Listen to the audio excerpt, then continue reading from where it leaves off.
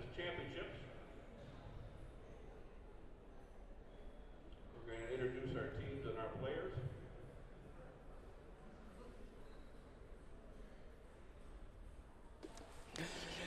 Welcome to the 2023 College Table Tennis Championships here in Round Rock, Texas. I'm Roger Dixon, and with me is internationally known Matt Harrington. Good morning, Roger. So we're getting started this morning with some championship doubles. This is a round of 32, and this would be Texas A&M, who's seeded number 22, and that's Daniel Tan and Cheng Fen Chan versus NYU and Kelvin Chan and Alan Chan. So they're the number 15, so NYU is a slight favorite. Yeah, Welcome and these to guys the were 2023 College Table members Tennis of National Championships in the team that beautiful actually Round won Rock, the Coed Texas. team event. I'm Willie Leperillo. last year. Alongside me is Joe Wells on this day one of the championships. This is a round of 32 men's doubles event about to begin. We'd like to take a moment to thank our sponsors, City of Round Rock Sports Center, DHS, Pong Space. So on the Major court League is our Table teams. Tennis. As always, And a big they thank have, you of to all the course, NCTTA board, staff, and many changed things volunteers that around on make the this great commentary event team. possible. Joe, how you doing? Doing good, Willie. Really excited to be here on day one of the championships. So this is it still UT feels Dallas like versus Columbia. sometimes we're still Yan Chen operating Wang in and Zhu Zhan post-COVID world. Sometimes and Oliver when we're Wang talking and about Tiago coming Zhang. back to Texas, those memories are still very fresh at times when we're here. A lot of our operational things that we end up doing feel like we're still at times doing things to accommodate that world. So our athletes have adjusted to some of those things. Our staff has adjusted to some of those things.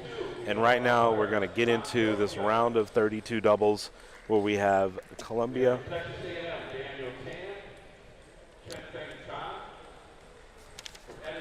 Yeah, we've got NYU and Texas A&M in terms of what we're doing here, and NYU's got a pretty potent doubles lineup. Again, they're the defending champions. Again, not in men's double, but certainly in the team part. And so Texas A&M, they're about, 90 minutes away, College Station? Yeah, Texas A&M and Texas overall is a really rich college table tennis history. Tons of great programs, and really proud of the guys at Texas A&M to be able to come to this championships, almost really feel like they can drive back and forth, sleep in their own beds if they want to. But I know that they're really excited to be a part of this. Doubles is a very unique part of this. While it is a team event and team championships, these players are not only playing for their team and universities, but they're playing for their partners. So I know that the pairing of Daniel Tan and Cheng Fong Chan are really excited about this match coming up here in round of 32 with an opportunity to advance.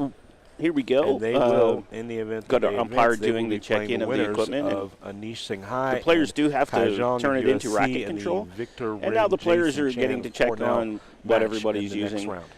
There are Yeah, we different don't look types forward and too much here, but various brands, and they all focusing on this are match here unique should be to very every player. interesting. So it's you know, kind of Texas interesting A&M to see was, how many actually do check the equipment. Really good team in the South who Texas does not. division, just to put it out there. Texas So A&M I like from the South the Texas division. guys NYU is from here from one of UT our Dallas New York City got some really divisions. And so, unique uniforms. yeah, this is going to be an interesting nice and matchup. colorful. Morning Columbia going with their matchup to see what we traditional have going school on. And so, dark Texas blue, A&M the white logo. is going to be featuring It's going to be an looks like a interesting matchup. righty-lefty combination as well as NYU. So I I would think say we do probably have perfect one pair doubles that's a is being righty-lefty, played here and if it's you a wanna put it righty-lefty on combination, on that side there. usually that's so a from better a way to get strategic going. strategic Because standpoint, both players can attack obviously a most of the righty-lefty time. combination is an optimal setup.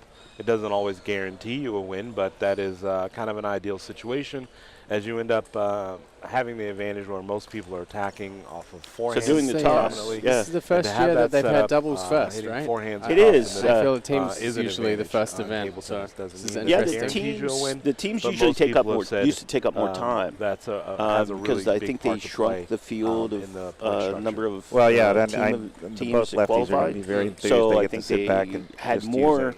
matches with the doubles teams than Right. they did the teams. So you free up more athletes Yeah. quicker.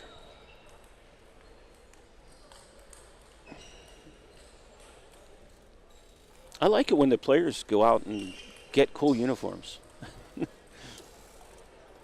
It makes everything, more professional. Yeah, it's always That's really, for me, like the biggest factor in this tournament is the team aspect of it. Right, Seeing all and- these schools out here with their school logos and their team shirts.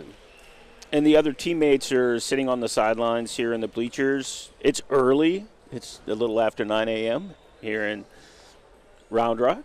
And, not all of the athletes are in the house, so the stadiums aren't quite so full.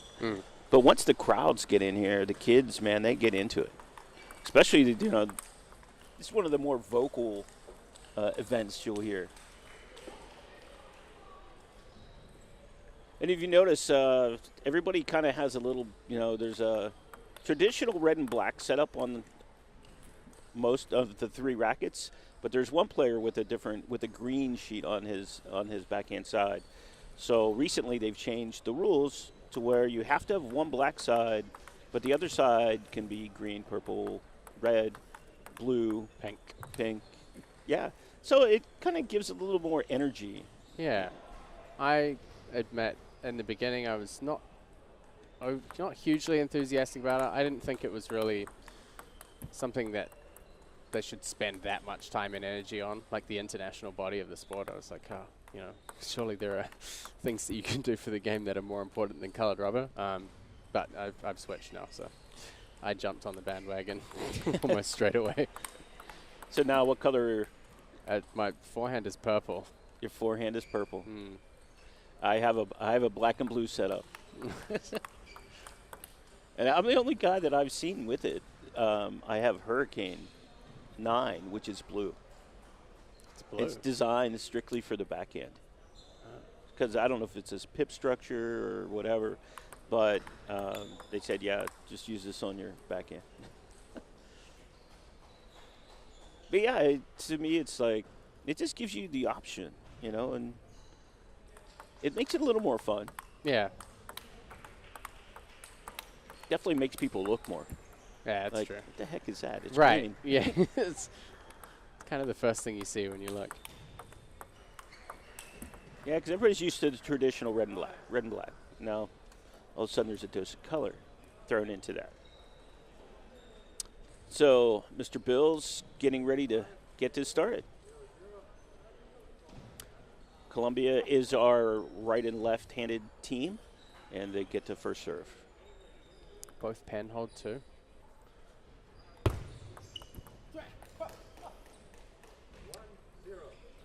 That is interesting, both pen holders. I know Tian Cheng is short pips forehand. He can hit the ball pretty hard. Some interesting serves right there. Getting off to a good 1-1.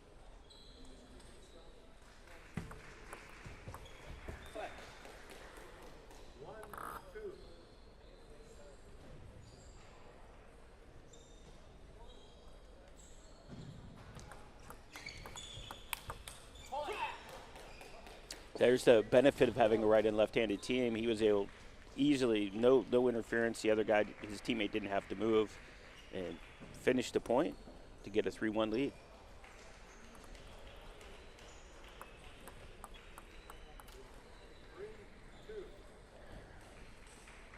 Bit of a Hey, slow if you're going to start make a here. mistake on serve, make it early in the match. Usually the first game. I mean, these courts are actually much bigger than a standard, I guess like the standard courts people would play on in the US, so sometimes it can be pretty nerve-wracking for people to come. A lot of college players have never played on a live stream before. Right. Especially if it's their first year in the competition. So Yeah, and if you're totally focused on what you're doing, all of a sudden you see a camera staring at you, and it breaks that or concentration. Yeah. From up 3-1 to down 5-3, Columbia's got to get back in sync. yeah, I think the Dallas pair haven't really done anything too significant. Just kind of keeping the ball in play, playing relatively tight. Yeah, no mistakes. Nice challenge serve, man. Jammed him in. This is the important part, is how they receive the serve from UT Dallas.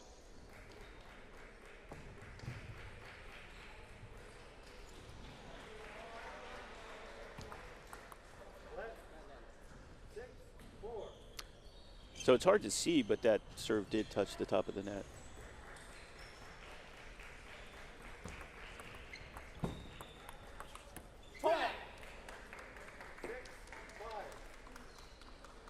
The penhold guys seem to really be able to make a lot of spin. So Columbia is getting a little bit of an advantage there.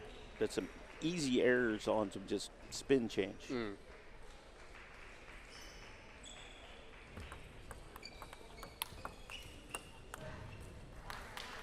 I think that play from the Columbia guys is like bread and butter for them. I think we're going to see that a lot. They have Joe on the right, spinning the first ball up, and then Tiancheng playing those flat drives with his short pips. Oh, what That's a a serve. great serve. Glad we got the camera angle for that one too.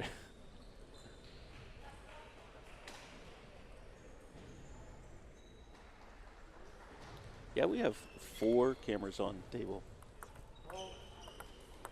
Plus the one on the center table. Umpire just reminding him to throw the ball up. And it cost him a point, too. There was no warning, direct point.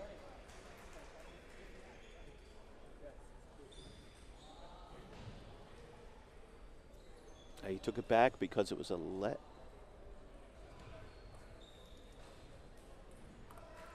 I don't really know how that works. I don't know either. Well, they're And I'm an umpire. moving on up. I guess because it wasn't a good serve to begin with, he couldn't take the point. So all tied up here, 7-7.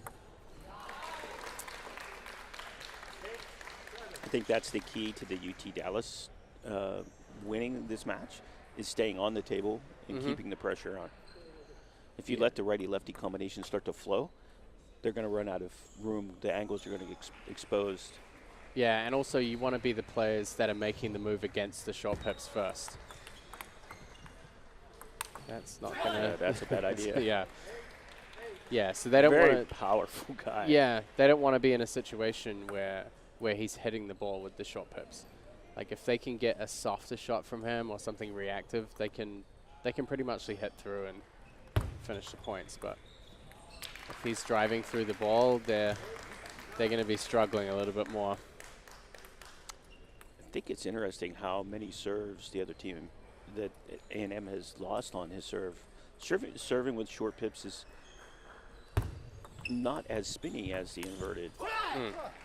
Yeah, but a lot of the times, especially in the first game when they're nervous, if they're out here and they're trying to control the ball short and there's not as much rotation, they just Float it out. Yeah, just popping the ball up or floating it out.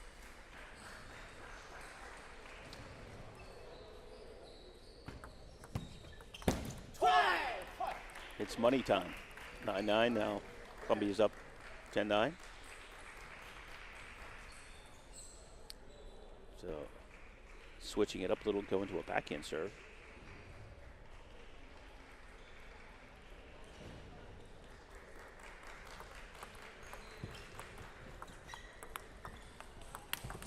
Well played. Both teams did a great job on that point. It's just Columbia was just a little bit more aggressive. Yeah. And that's what it takes sometimes. Yeah, I think it's like you said, the Dallas team need to stay up at the table. And I think as soon as they drifted off and they kept the ball in play, but if you don't play any substance into short pips and you're playing against somebody who can power through it, really hits the ball quite flat and hard, you don't want to be kind of fishing the ball. So yeah. Yeah, it's a recipe for disaster when you start throwing up half spin balls to a guy that can just wreck it. Yeah, I think the key for them is to put a lot more pressure on him, especially off serve. So, if somebody's at the table, panhold, and they're serving with the short pips, I wouldn't be pushing really almost anything. I'd be getting in there and flipping, trying to take the early advantage, because if they can put the pressure on his partner first, then it gives them a better chance of building on that or keeping the pressure on him. Yeah, because then the short pips player is playing more defensively. Yeah. And yeah. that's better.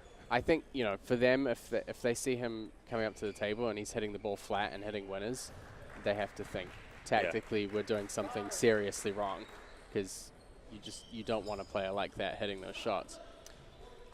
It is interesting. They both did spend the whole session talking to their coach. And, you know, that's, again, the big team part. You know, between, you know, the three of them, you know, there's a lot of information getting flowed back and forth. So we'll see if it changes the outcome here in the second game. Hope everybody enjoys the beautiful DHS table in the center courts.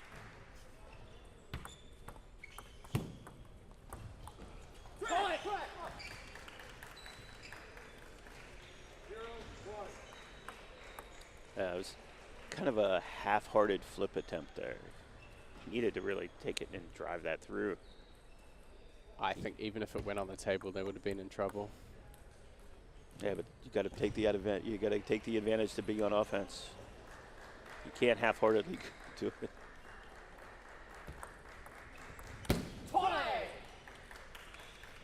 Now that's something people don't like to see from a Pips out player. That little slidey, crazy side spin ball, because for some reason short Pips do make the ball grab sideways. It doesn't make a lot of top spin, but the sideways stuff is different.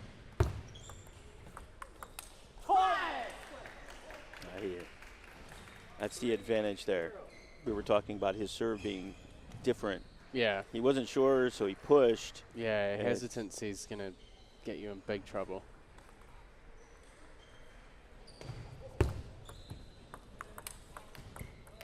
Good hands. That was a nice opening off the first ball. I think the Columbia guys have better game plans now, coming back off the bench. The point structure looks a little better.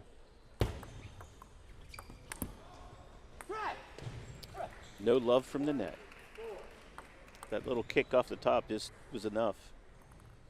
Let it drift off to the side.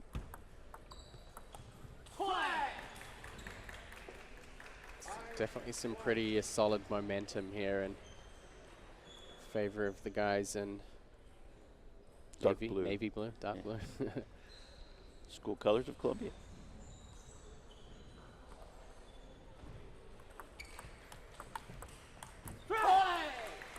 Again, like you said, there's the difficulty. You step back away from the short Pips, and all of a sudden the ball just kind of drifts out of spin.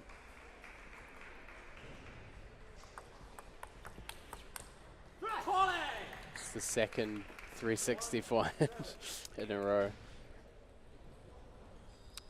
It was pretty good flexibility to get down there for the first one. Yeah, actually, I think the last 2 points, their placement into his body has been pretty good, but yeah, he's managed to dig himself out of that hole pretty quickly.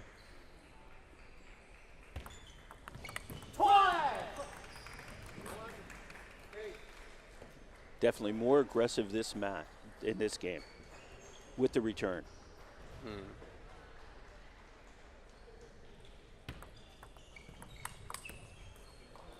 Good placement on under the backhand side.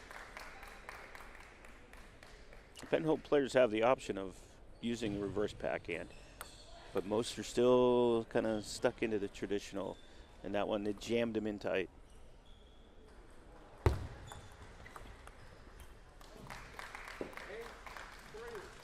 It seems to be a pretty set pattern for them. You know, they serve, Dallas team pushes back, they make the first opening, or they don't make it, but so far, everything is a little bit too telegraphed from the Dallas guys. I'd like to see stuff like that more. I just think more assertiveness against the serve in particular. Well, I mean, you're down 4, so you still got a little bit of error, room for error, but you definitely don't want to give up another point at this right now. I mean, the pressure keeps mounting if they get to 6-8.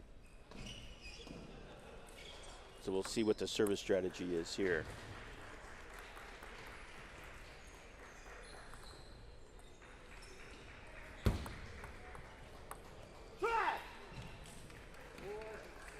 Just happened to be the perfect depth on the table to really throw him. Oh, there he got him. He thought he got him on the first one. He definitely got him on the second one.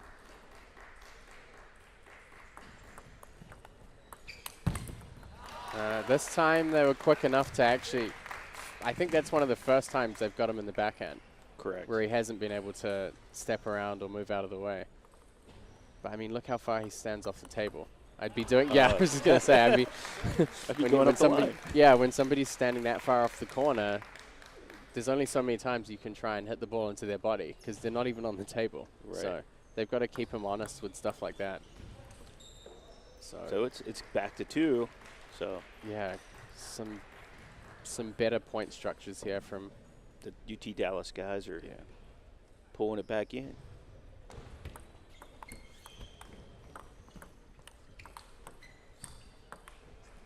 Oh, wow. Good That pickup. was a great recovery. So now they've flipped the pressure. So now UT Dallas guys are putting a lot of pressure on Columbia.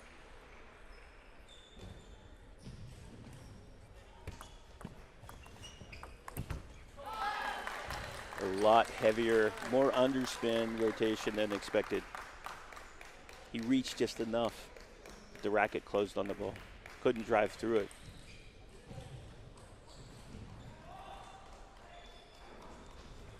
So from down 8-4 to 9-9. Good job.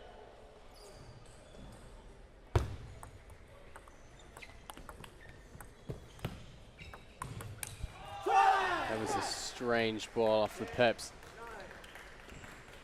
Yeah, I was wondering how they were going to recover from that. I think they should have attacked. I think that just that pause from him where he kind of threw his head back and Questioned it a little. yeah, it's just got to go for it, especially at this stage of the game.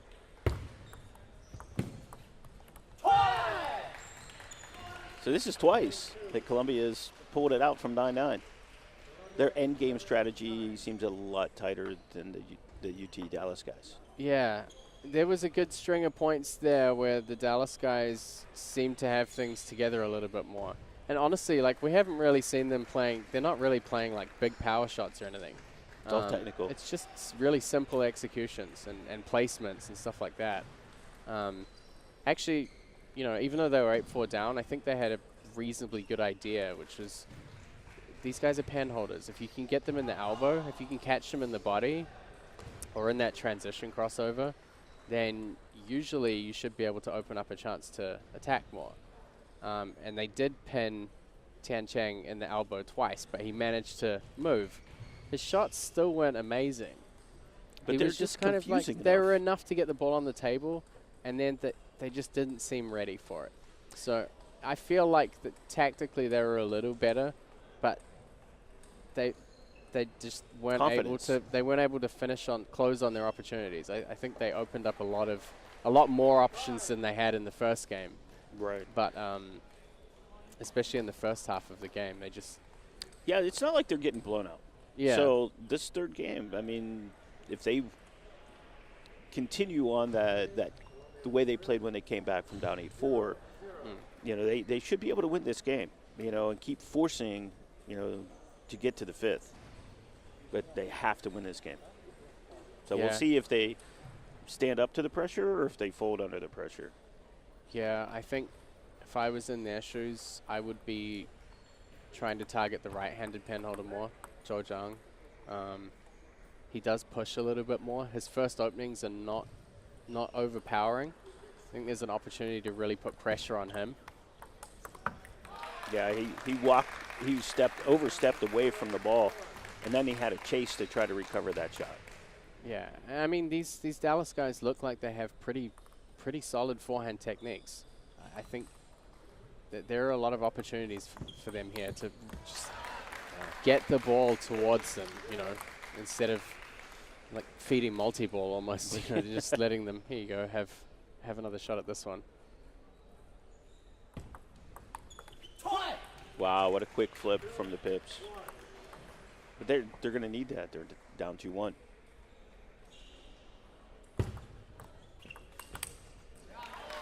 I mean, in those situations, actually serving short against a short pips pen holder in doubles is kind of dangerous. You're almost better off serving half long. Because they can't open with a traditional loop. Yeah, and you know, the short serves, if the ball's close to the net, They can do anything they want. they can do whatever they want.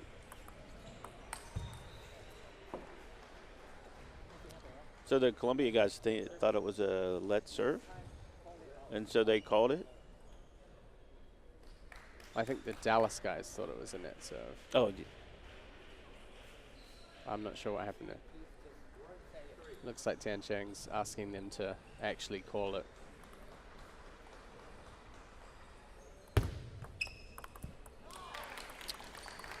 nice little banana flip.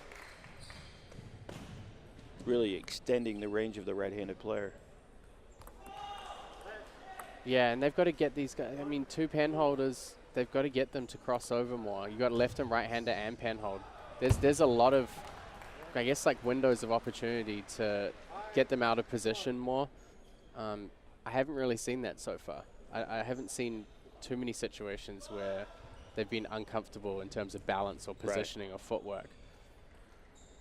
So being up now 5-1, this is where they need to just keep the pedal on the gas. Because the UT Dallas guys need to win this game. And they're doing everything in their power to do it.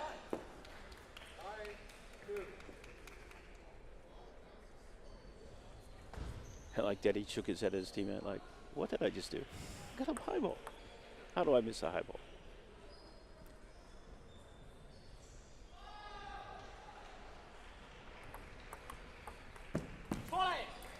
Good placement. Yeah, really good placement. But also, that was the ball that they wanted. You know, if you're serving backhand like that in doubles, you got to be ready for that to come back.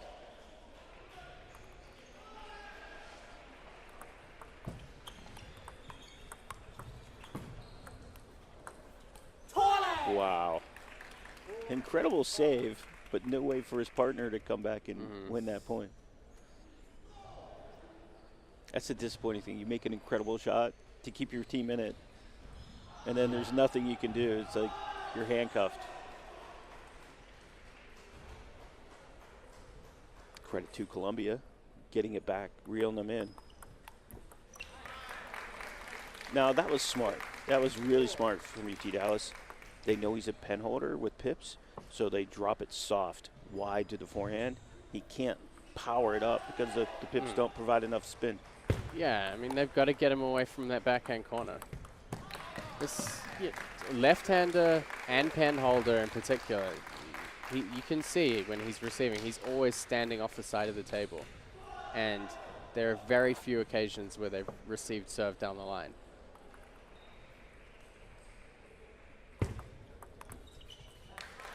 Overly aggressive. But it was great length on the serve from UT Dallas. So they're back up 4 again.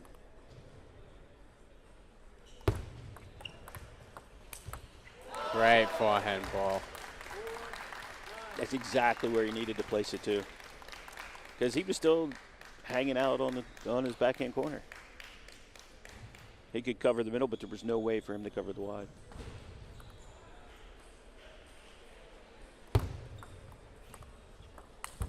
Yeah, another good play. I mean, you can see he's basically anchored in that backhand corner. Yep. Shot like that, he didn't even blink.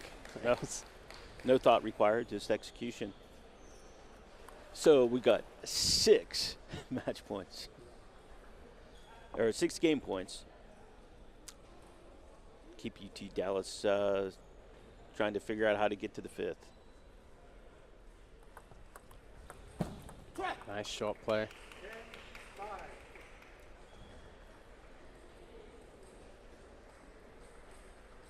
Yeah, I think the forehand serves better. Good opening That there. drifted on him though. Can't think about winning with a service winner. Yeah, not in doubles. Very risky serving long. Just don't have enough room. There's not enough space to make it that difficult. Nice setup there. Good teamwork.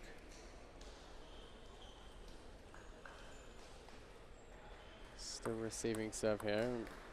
Neither team's used timeout yet, so the UT Dallas guys have that to fall back on if they lose this point here, I guess. Now got a little net Like and that edge. net slow and there. edge, yeah. But it was a nice side spin hook loop. I think he would have had trouble even without it hitting the net or the edge. Yeah. I mean, it was coming right in towards his elbow. You know, being a pen holder, it's tough to come inside like that. Good job from UT Dallas to get back into this. Yeah. Much tactically much better. I think the execution was better. Maybe the nerves in the beginning 2 games. Maybe. I think just they kind of played into the Columbia guys' hands a little bit. I mean, they're basically grouped in that backhand corner. You know, the right-hander's on his forehand side, and then Tianchen Wang's like off the corner, and these guys just kept playing back there. If you keep playing there, you're going to give the other team a chance to hit a lot of balls, win more points, get their confidence. This was really the first game so far that we've seen them really try and do something different. Well, their placements too. I mean, between the serve receive and the first attack, we're really stretching both players from Columbia to their corners. And that's what they need to keep doing. It's an interesting matchup. You know, we appreciate the guys from DHS helping out with their equipment donations. Our sponsors have been outstanding, as usual. Yeah, some big newcomers to the table tennis space, Pong space and Major League Table Tennis. Yeah. It's interesting to see where that goes forward in the future and how that ramps up the sport. Great reactions on the back end there. Ooh. I thought he had him. Thought he handcuffed him. I thought he had him. That's a confidence booster, too. All of a sudden, you're in trouble, then out of trouble. So, Oliver Wang and Tylun Zhang from UT Dallas trying to make a little bit of a comeback play here. Definitely with a little more momentum on their side than we saw in the first 2 games. Yeah, like we said, this is like the tightest pairing right now. This is the 16 seed and 17 seed.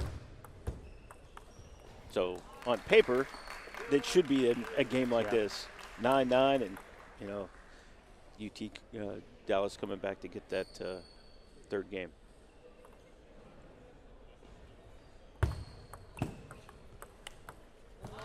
What a comfortable backhand. Just very relaxed. Yeah. I think they've managed to take some pressure off themselves. Yeah, it's always hard when you feel like you have to hit hard shots all the time. If you can take some just comfortable swings, it helps a lot. That looked like it clipped the back edge. Just. It's that 9 feet and an 1/8 spacing control.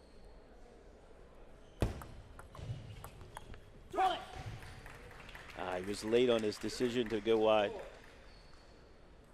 Again, I mean, it's a good setup for them. It's about closing the opportunities out. And, you know, for them, being 8-4 down in the second game and coming all the way back, they know as well as anyone that, hey, we could go on a run. Yeah, they could, but, you know, so could the other team as well. So never take a lead for granted. So that was great placement again. Got into the lefty's backhand that time. Right into the elbow. He had to take it with a backhand. Nice, great shot. Yeah, and they need to find that more often. I mean, we haven't seen him really play any backhands. And the main reason is they're never taken away from that corner enough. Right. So he has to respect that corner. It opens up the backhand. Yeah. So up 6-2.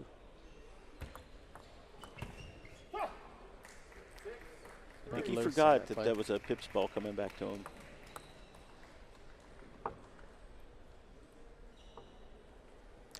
Your partner can tell you, because they're using the hand signals, and he can tell you it's heavy underspin.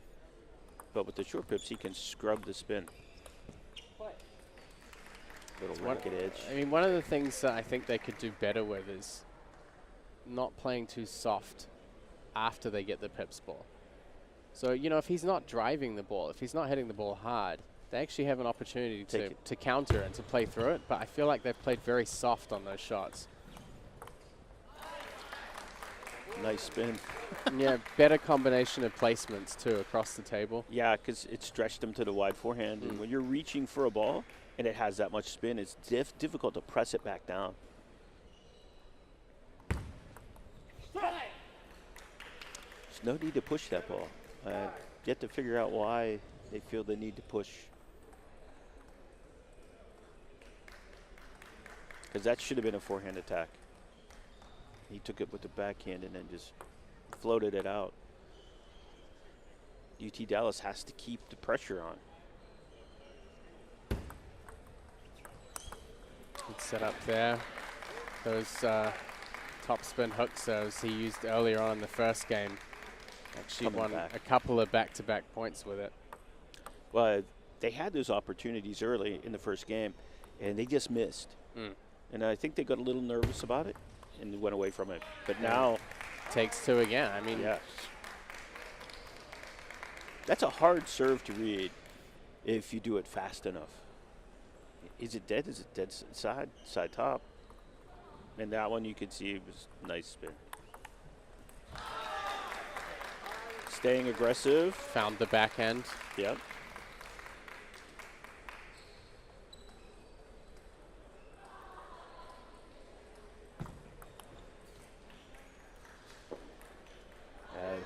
Zhang really got away with one there. He's a little nervous. He's serving just a little bit longer than I think he wants to. Because they don't want to play the fifth game. No one wants to play a fifth game, well, other than the guys. The Dallas guys want to play a fifth game. And now they get what they want. Yep. But they've kind of dominated the last two games. They got, you know, snuck up on the first two, and then they came back and took care of business these last two games. So now we can see if the Columbia team has an answer. I mean, they have the skill set. Just got to make sure that they start strong and, you know, stay in control.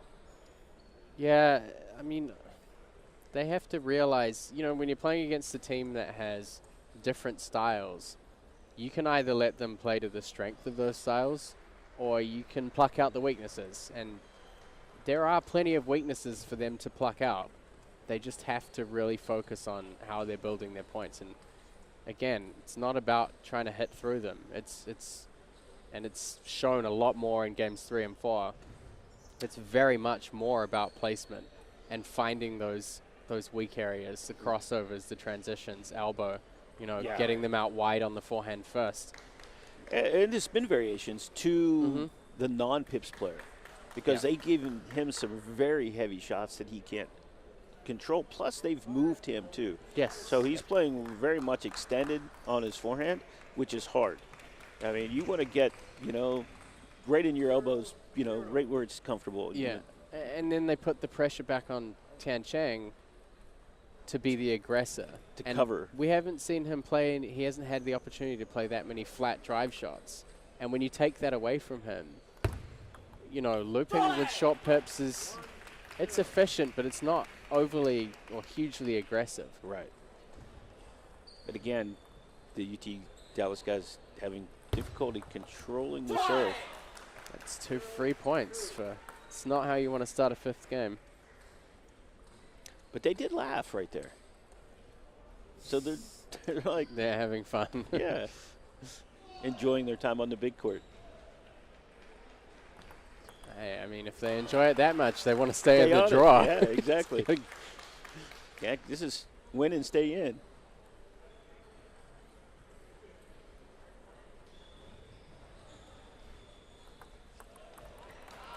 And they get 2 free points back. This is a service game now. Nobody wants to nobody wants to make a move in the fifth. rallies. No rallies. Everybody makes mistakes on serves.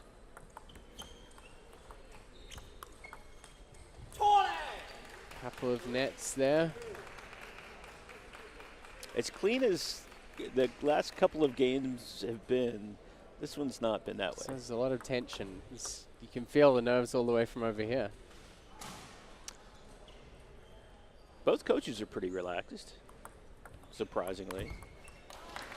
Yeah, I mean, they've still got timeouts up their sleeve. Yeah. I'm sure we'll probably see at least one of them. Now, that's the first time that they've used a towel break, either team. So, whether it's just... It's a race to the finish line. Yeah. We're setting pace here. So, every 6 points, you can take a towel break, and they're taking advantage of it. Good pressure. That's the easy block for a pen holder right there, because it's right on top. They can push down on it quite easily.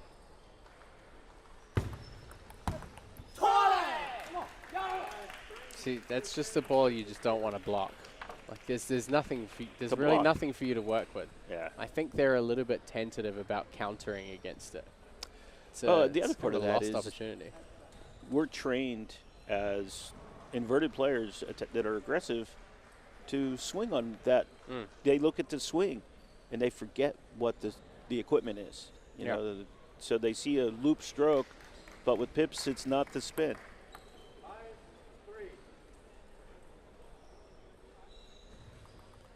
So Columbia here.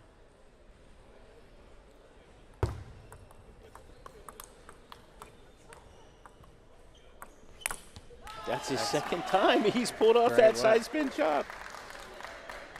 But this time they actually got to finish the pull. I was almost going to say being backed off the table is a horrible position for them, but Not when they managed pull to out a claw miracle. it back again.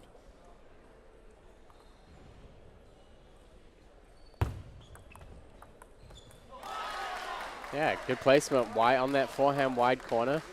Yeah. I mean, And it was what's the shielded. worst that can happen? Yeah. I mean, they get him so far out of position, and then Tian Cheng's also off that corner as well. The whole table's open.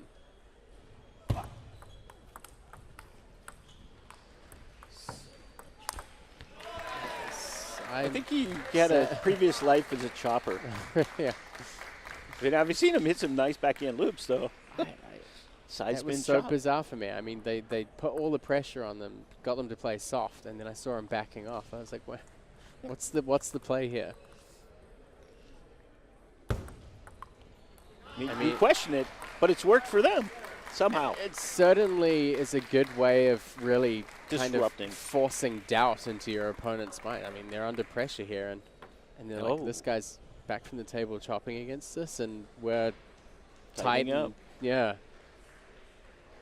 So it forced the timeout, which is good job, UT Dallas. Yeah. So you went that's- down. You were down. Now you're up 2.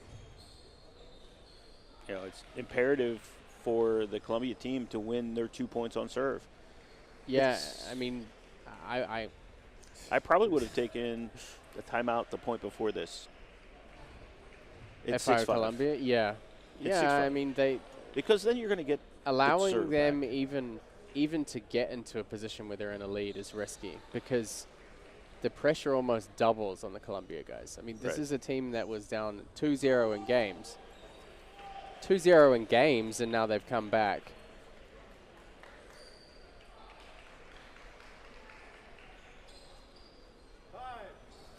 It's going to be really interesting to see what happens here after this timeout. So far, Oliver Wang and Tylun Jung from UT Dallas coming back from 2 games down, 2 very close first games, but the last 2 been much more comfortable for them. And now they've turned the tables here in this 5th game against Zhou Zhang and Tiancheng Wang of Columbia. Nice dead serve short. Tried to flip it, and there's nothing to flip. And not the time to be serving half long. Especially with that nerve, because that actually drifted out long.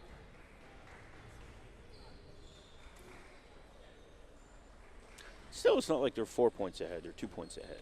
So just be focused on your receive. Good length on that serve. Tempted him. Threw out the bait. He took the bait and lost the point.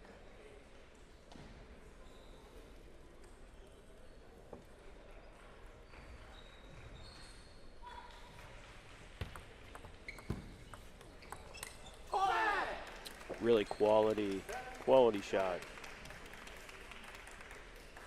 Tried to pick up that counter loop when the ball was really low under the table. It's difficult to control a loop like that.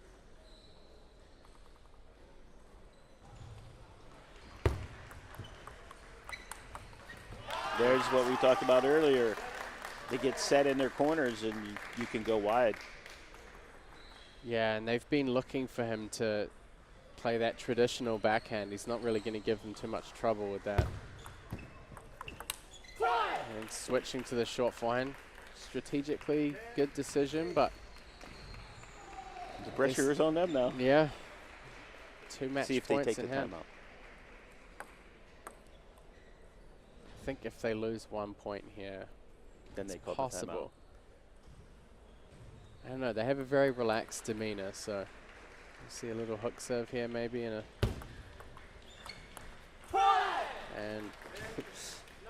kind of trapped them at their own game. As a no spin serve, floated the ball back, and it will be a timeout. Jumped up and called the timeout right away.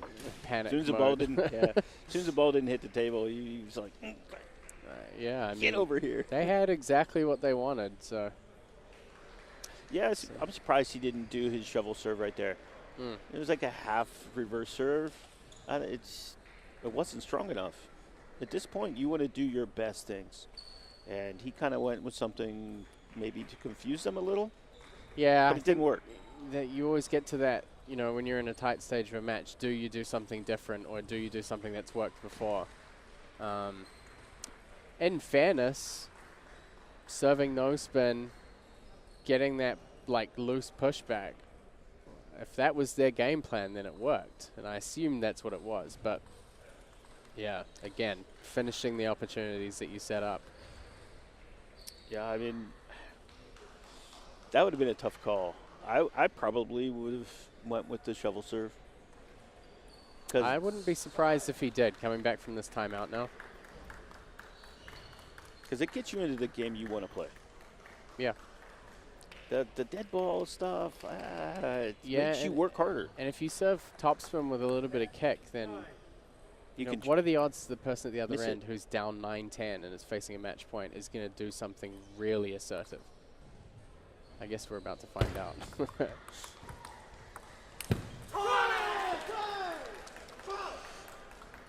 I think in terms of serve and receive, again, second point in a row set up really exactly how they wanted it. Overplayed. But, yeah, overplayed.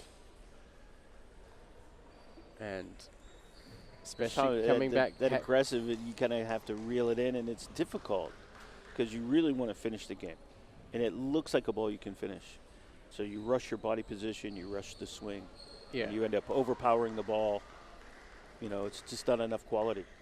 I think if the Columbia guys get this point, they have a good chance of getting both. Because, I mean, you have 2 match points, you've taken your time out, you've kind of done everything right, and you're still not there. You're still not there. So that could have been pretty decisive for the Columbia guys. But we'll see.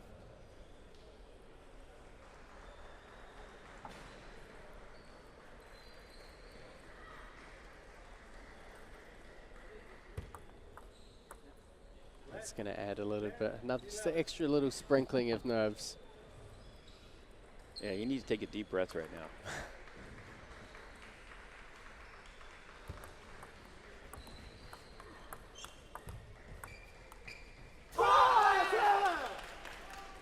And the Columbia guys awkward pressure. pull it out. Yeah. I mean, they proved in the first 2 games that they're capable of clutching the close ones. Yeah, I mean, the 2 that they won, the guys from UT Dallas ran away. Yeah. And they started to run away, and then they stopped. They got tight, and the guys from Columbia stayed the same. Yep. I They mean, didn't do anything different. Just yeah, consistent, very consistent in what they were doing. Yeah, I mean, 16 and 17 seeds, 12-10 in the fifth. yeah, as expected though. Great first match for Yeah. us here on one of the live stream courts, but it'll be Colombia who advances. Yeah, it's not like it's going to get any easier because that was a round of 32 match, and now they're into the round of 16. Oh yeah, yeah. Some of the doubles pairings here. Yeah, it's There's pretty some brutal. experience in this draw. It's an international draw because it's a university game. We don't have a citizenship requirement, so we get players from all over the world coming to play. South America is enjoying the educational opportunities in America, and we're starting to see some of their better players coming to the U.S. And as always, a lot of grad students coming in to finish master's degrees from all over the world.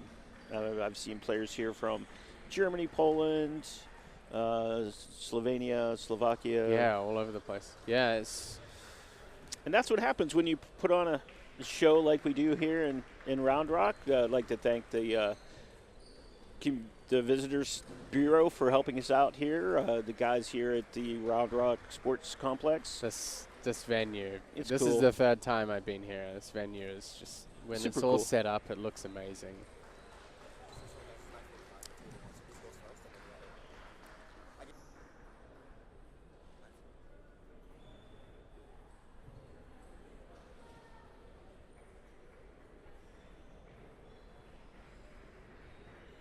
All right, walking out on to court 2, we have another match of men's championship double. We've got a round of 16.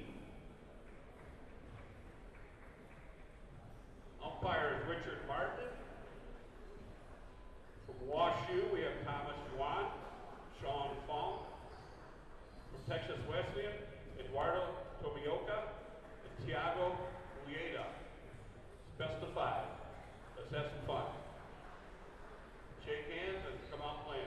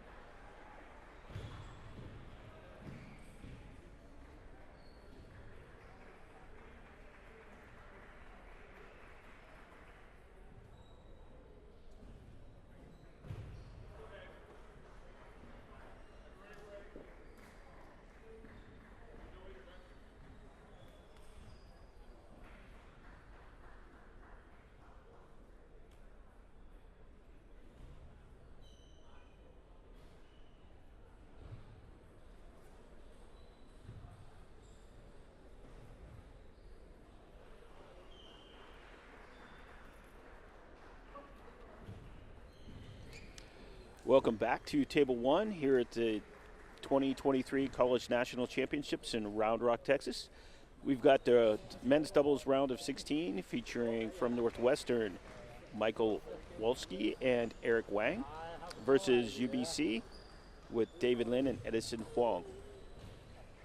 So this is a number 10 of Northwestern versus the number 8 seed UBC. So I think we're going to see some fireworks. I mean, the first doubles match was very technical and tight. And then going into the fifth, going into extra points in the fifth game. This is going to, I think these teams are going to be a little different because it's going to be a lot more firepower, bigger points. So hope you have a nice coffee sitting there and maybe a Danish. Where's mine? Relax. I'll do a Danish. Yeah. So with me is Matt Harrington. I'm Roger Dixon. We're glad to have everyone join us on the live stream and get to see some of the best and brightest college table tennis players you're going to see. This one's a real international match. Yeah, you're not kidding. Great to have the Canadians, some Canadian teams here and in the U.S. college tournament. So right now the umpire is asking, who's your coach? You got three see, guys. this is the thing. Yeah, this is not the team event, so usually. So the other guy can be there, but he has to sit in the second row. You can't sit in the front. Yeah. I mean, I guess that's the confusion. Usually you start with the team event and you're used to having the whole bench. Right. This is not the team event. This is individuals, starting with doubles this time. Oh, so the umpire is asking him to leave. Yeah. Both- yeah, they're both only ways. allowed to have one person on the bench.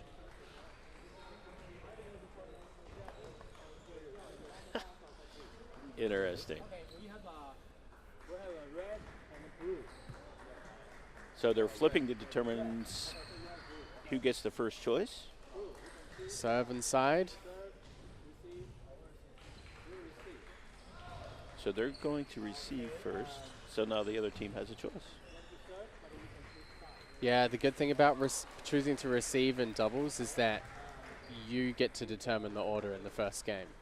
Correct. So they lock in their server and then you choose who's going to receive. Yeah, it's one of those little nuances that people forget about.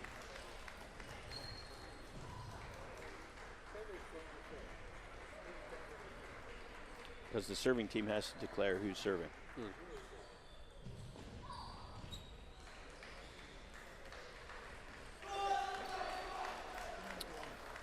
So I know last summer, Michael spent the summer playing a league event in Poland.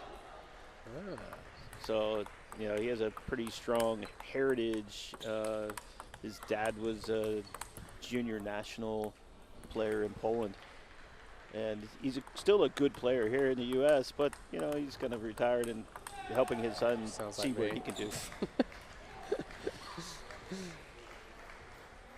Semi-retired. Yes.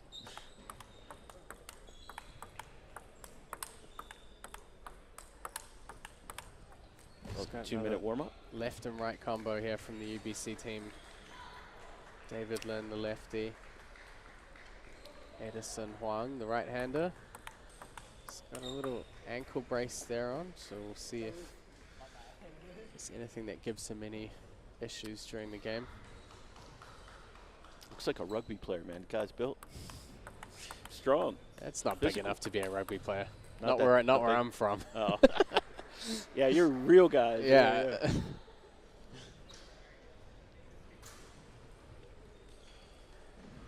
Yeah, kind of atypical, it's usually just slender, real flexible players. Very strong looking guy. I think you definitely tend to see it more with table tennis players once they go to college. Once they start playing table tennis less, I know a lot of table tennis players or table tennis students that I was teaching when they were like in early high school, and when I see them now that they're in college, they're just hitting the gym like crazy. Well, I think it's more of a culture thing too. You got your friends. You're going to the gym to play table tennis, but your other friends are going to lift. And so, hey, what are you doing? Oh, I'm going to the gym to lift. Yeah. So they I join mean, them. a lot of them come back and they haven't been training, and they come back and they're like, I'm playing better table tennis now than they did before. Yeah, It's like I'm physically in such good shape. Yeah.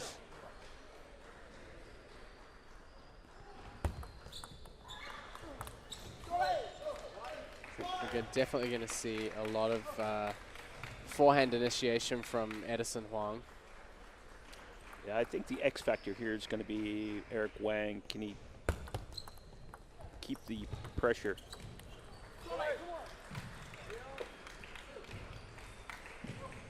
Bit loose over the table there from Walski. I think the structure from the UBC team was very good. Placements.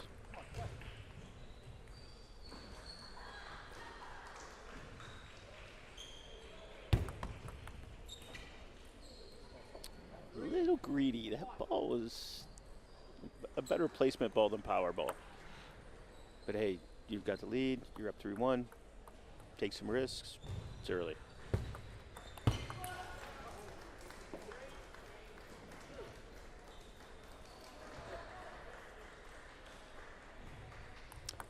So Eric did a nice job on the return, making it 3-2.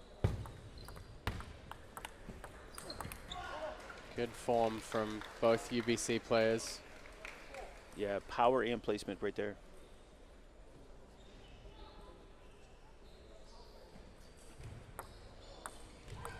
Of course, we've already had one round of doubles, so most of these players have had a chance to warm up. You won't see as many nervous errors or unforced errors even in these first opening games.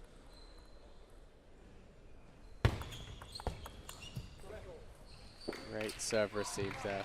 Yeah, really stretched Michael wide. That's the control, I think, advantage I think that the UBC team has. Better placements. Yeah, great control against the half long ball. Yeah, it's always risky taking that opening like that.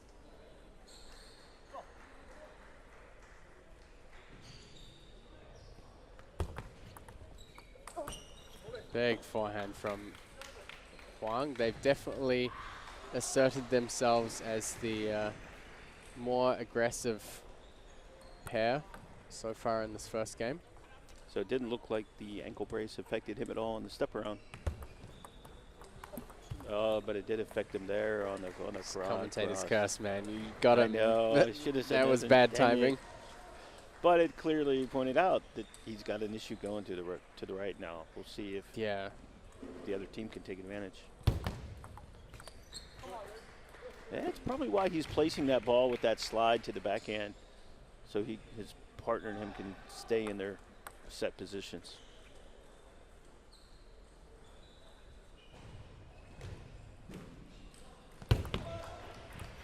Oh. Nice deception on the serve. Didn't look that heavy, yet it gets buried in the bottom of the net. So unlike the first round where no one took the towel break, right away these guys are right on the towels, 8-4.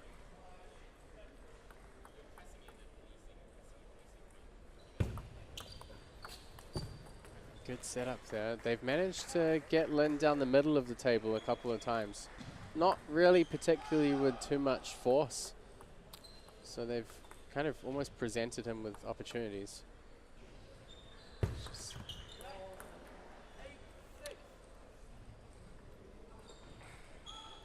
It's the curse of the net ball. It either falls in for you or it can skate out. So they're keeping it within 2. See if they can take advantage on serve.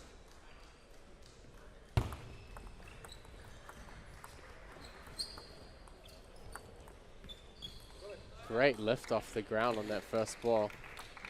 And a good recovery against the net ball. Both teams are very focused. So, again, like you said, it's the second round. So some of that first round nerves gone. Another big step around there.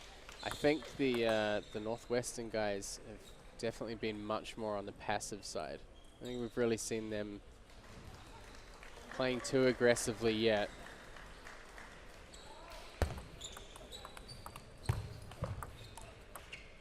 They did a great job of moving the righty-lefty into each other, but couldn't take advantage. So We'll see how the UBC coach corrects the ship here, you know. First game to UBC. 11-6, that's a pretty convincing.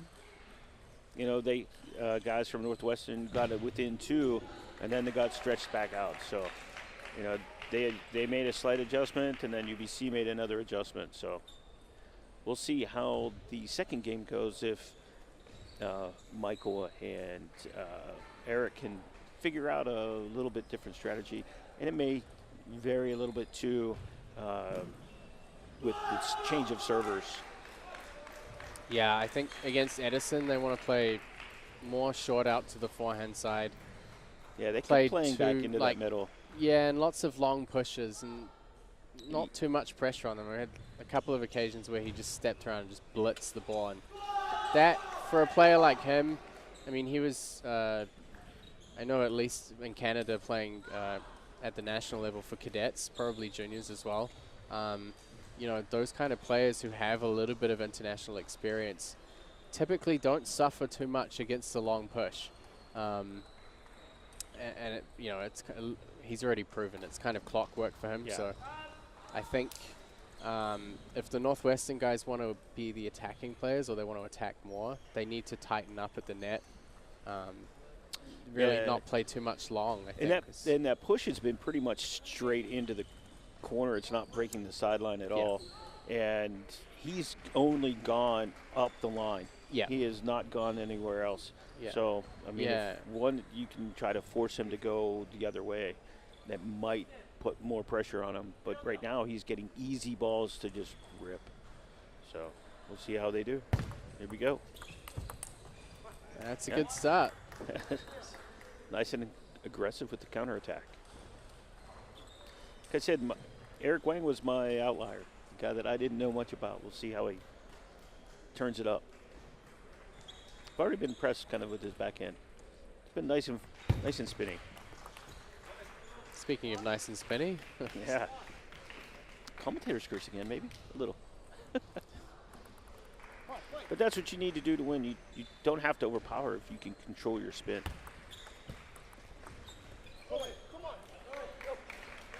Good thought. Just a little bit more on it than he thought. Michael gets it off the outside edge.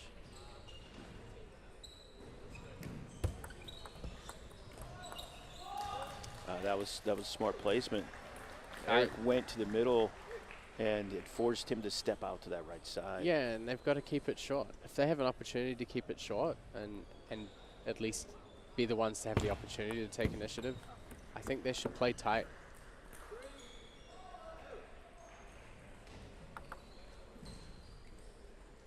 I think this is their first lead. Because they were playing catch-up the first game.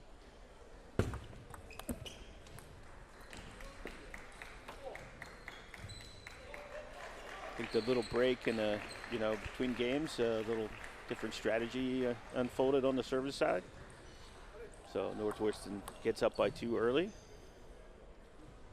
Now if they can just keep that, they'll be happy.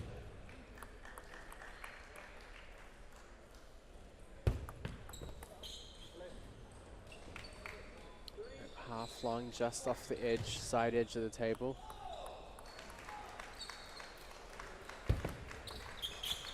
Yeah, and there's that long push. Just doesn't have enough substance for me. And you're playing against a left-hander again. We saw the same in the last match. Standing off the corner, waiting for that forehand. Yeah, and you have the perfect opportunity to drop short down the line.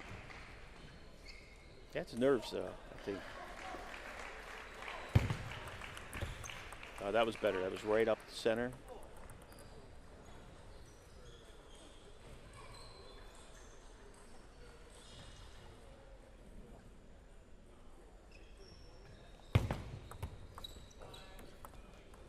Oh, wow. That ball really dropped after the net. I like how he reacted, though. He tried to just, like, scoop it, kind of fish it up, Give him a little snake shot right off that net fall.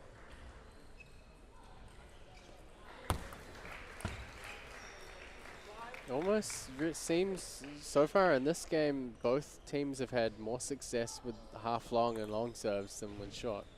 I've seen a lot of receiving errors against the longer serve variations. That's a great setup. I think that's why they've made those mistakes, because when you go safe, the other team's punishing you. So when they get that half-long ball, they're trying to put a lot of pressure on the other team, and it causes errors. So, you know, we'll see how they react now at 6-6. Good serve receive from Edison Huang. Bit of misdirection.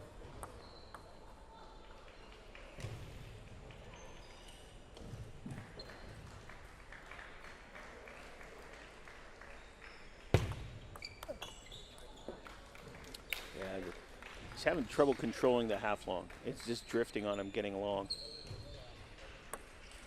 Should probably go a little spinnier. He's trying to kind of do like a little float there. And he should make it spin just a little bit more. Great play there from David Lin. Yeah, good footwork. Get out wide. Yeah, very stable also.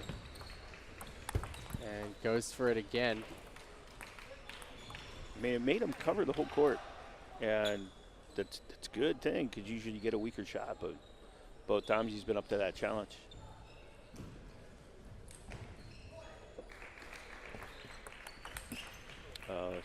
Nice and relaxed. UBC takes the second game, 11-6. Same score.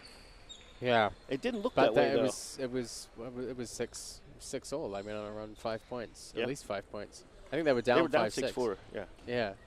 Because I'm commented it was Yeah. a lead. Yeah, I think just too many long serves. It kind of worked. There were a lot of unforced errors on the long serve in the beginning, but typically in doubles you really don't want to serve long too much. And Yeah, I think, you know, the UBC guys, once they caught on to it, yeah, they're going to make a couple of unforced errors, but these guys are not going to keep making the same mistakes over and over. So, You know, and they slowed down and spun it in more. yeah. And they put spin pressure on you instead of power. And, you know, it's easier to react to power than it is to spin. So, you know, the guys from Northwestern has really got to figure out some different challenges. You know, maybe do some backhand serves. You know, I haven't seen anybody do the shovel serve. It seemed like the lefty on the other team had more trouble in the last match, and that would put more pressure from Edison going to his right, which he does not seem too comfortable with. No. As we saw him hopping across the floor earlier. The step around is very comfortable. But that's the last thing Northwestern wants to see. Him taking that one step pivot.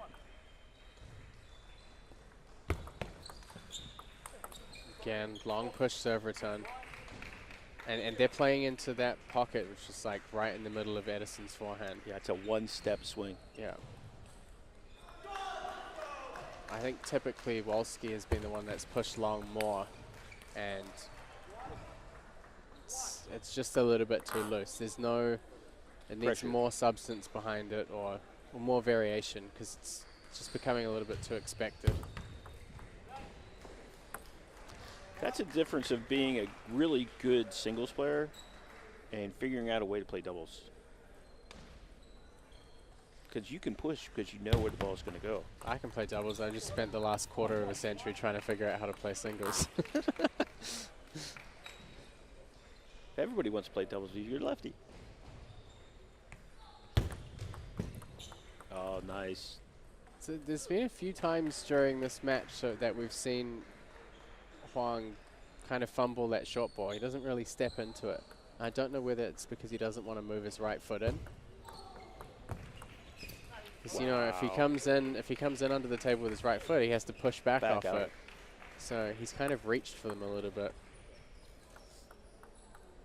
Well, his partner's helping him out. Some really good third It's a ball. great play. I'd like to see that more. I think Eric Wong has flipped some good balls as well. Wolski, both of them have had some good good flip receives, but Not enough. minority of their serve returns have been flips or short balls. Just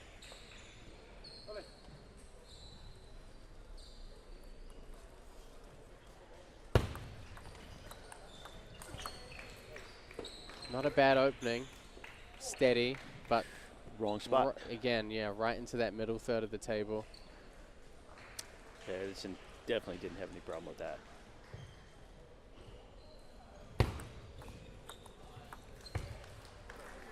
Yeah, that was better.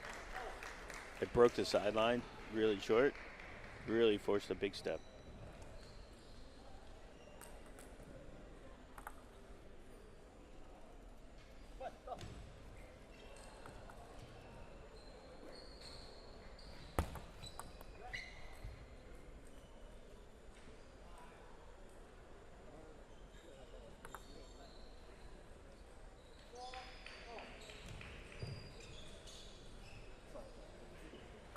Umpire calling a let there. He saw something none of the players seemed to see. Oh, Again, nice. the Nice long block. push, the step around. Not quite as much power on the step around this time, but still very much presented the opportunity.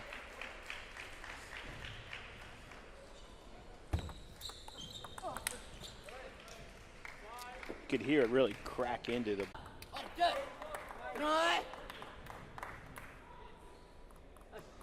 Well, welcome back to the 2023 College National Championships. We're into our round of 16.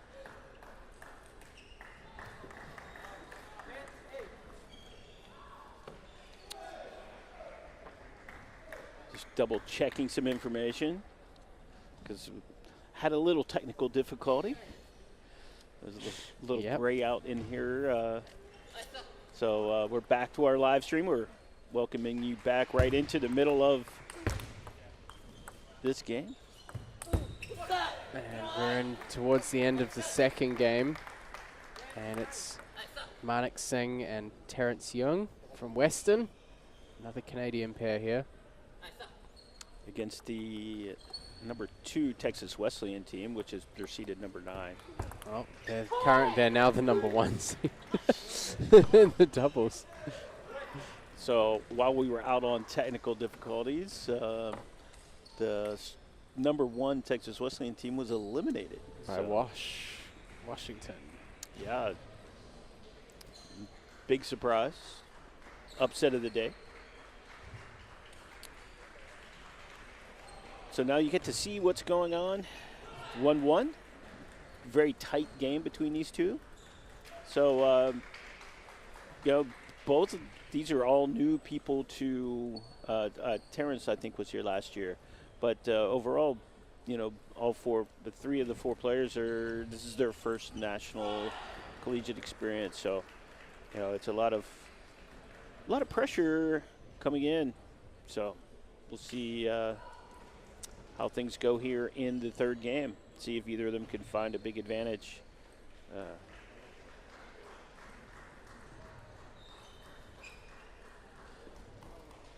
So at the scores, at the umpire, Jorge Vandegas from Illinois, originally from Chile, I believe, making the trip down, in control of the action here on court 1.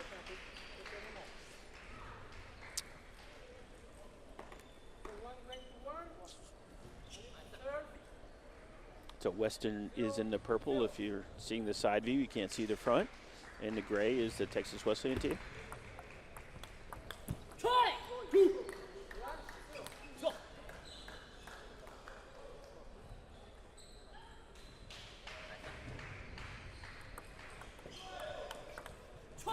If I remember correctly, Lucas Ito is a bit more defensive. I think he might be a chopper. He's the taller guy, right? Yeah. He's now serving. It's always tricky playing with the defender in doubles. Yeah, very. So you get to loop a lot, or you're defending yourself a lot.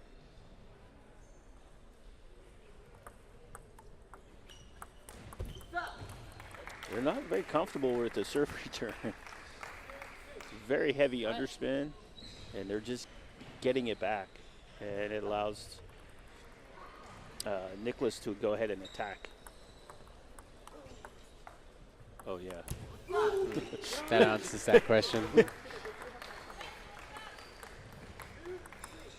It's like one step and heavy chop. Oof.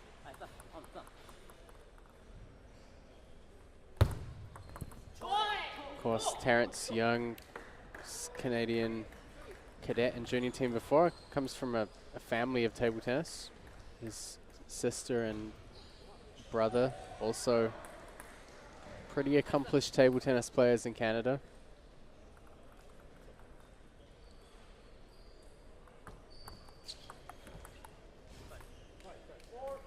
The defensive long pip's kind of half block there. Just kind of threw a wrench into the attack possibilities. It's always a trick. You get somebody with the long pips, and if you have good control and can float the ball back to them without pushing it with a lot of underspin, they can't really do much with the ball. Yeah. The pace of this game is just very uncomfortable. It's not fast. It's not always slow. It's just very. There's a lot of pace. There's a lot of stuff going on in each point.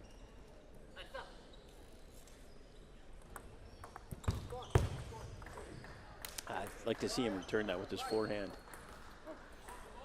He defaults to the backhand, to the long pips. Let's see how he does with his serve. Yeah, see, I know he has a big forehand. He was here last year. Lucas? Yeah. Yeah. I remember that forehand. Yeah, I think, and I remember he played doubles with Eduardo Tomoike last year. That'd be quite the pace changing. It was a very interesting pairing, yeah. I mean, we've seen a lot of variety already here today. I mean, we've had left hand, right hand, pen hold, short pips, now long pips. Lots of different doubles combinations. It's tricky because you got to play with what you have at your college. It's not like you can go play with your best friend, you know? Yeah.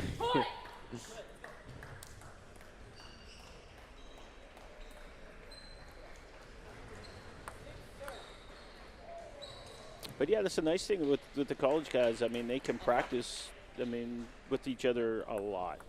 It's just, are they able to practice with the quality players?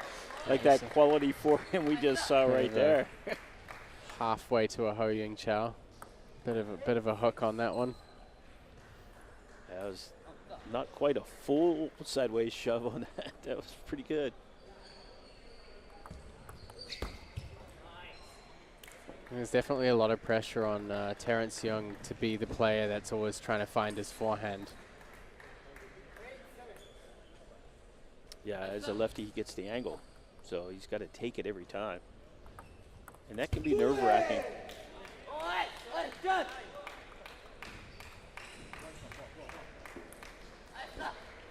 The Texas Wesleyan team's done a great job of service variation.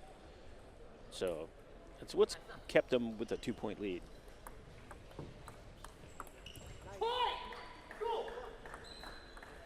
There's Terrence's good forehand positioning. Go back within one.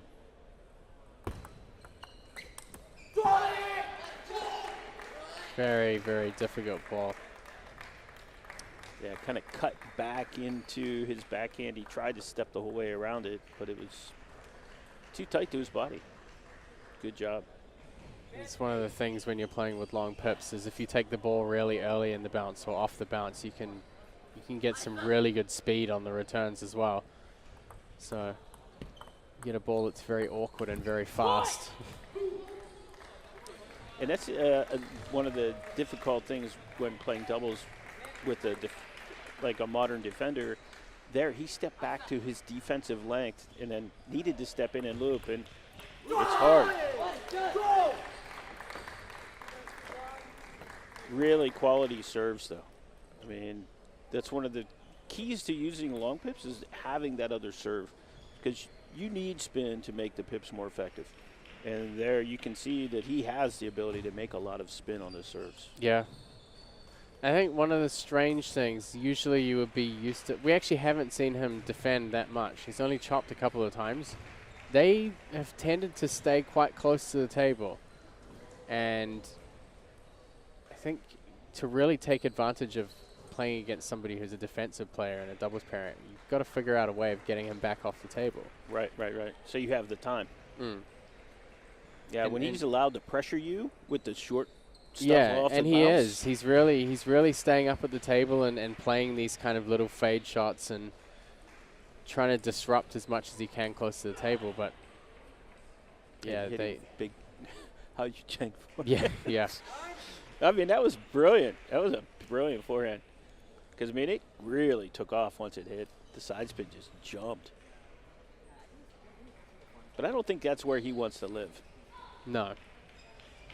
Not in doubles. I really find defensive players playing back from the table in doubles it's so hard if you're their doubles partner. The rhythm is difficult. You got to have somebody who's really flexible with their game. Yeah. To be paired with a defender.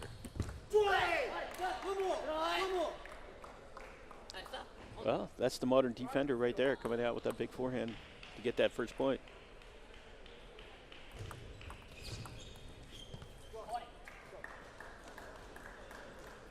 Yeah, they floated it to him and he chopped it.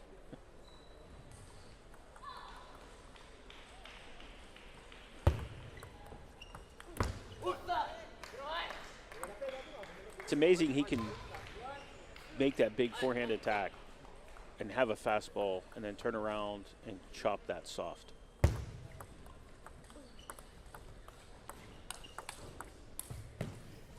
So that's that distance you were talking about. Yeah. Although the footwork was good, the depth was awkward.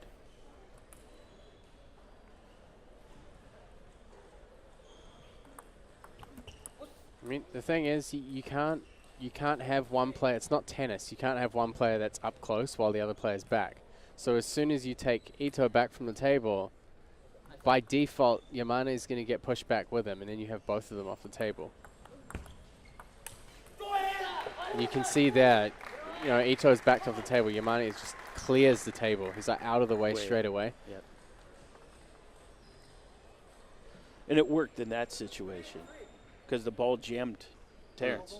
So he couldn't make a good stroke at it.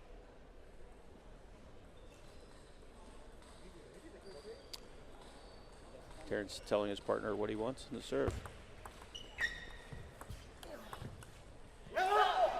That was awkward because they changed positions usually with the righty-lefty. You know, that was strange. Unless he's so much more comfortable with the backhand serve, and then it gives Terrence the whole table. But now he's going to cross behind him.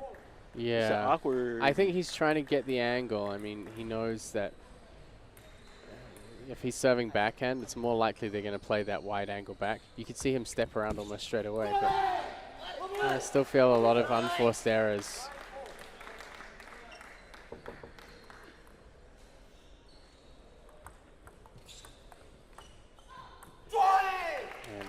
And tentative. You just see the acceleration slow down towards that contact. It's almost like he put the brakes on. Yeah, it was a very good chop. So you've got to just get in there and quick push it. And he hesitated, and there's nothing you can do. It's going to force a timeout from the team from Western, the favorites here in this match. That's the 6 seeds. But seems a little uncomfortable receiving the long pips balls. Because he's not, it's like, you got to be decisive and go get the ball. Because it's not going to get to you. It's going to slow down and stop.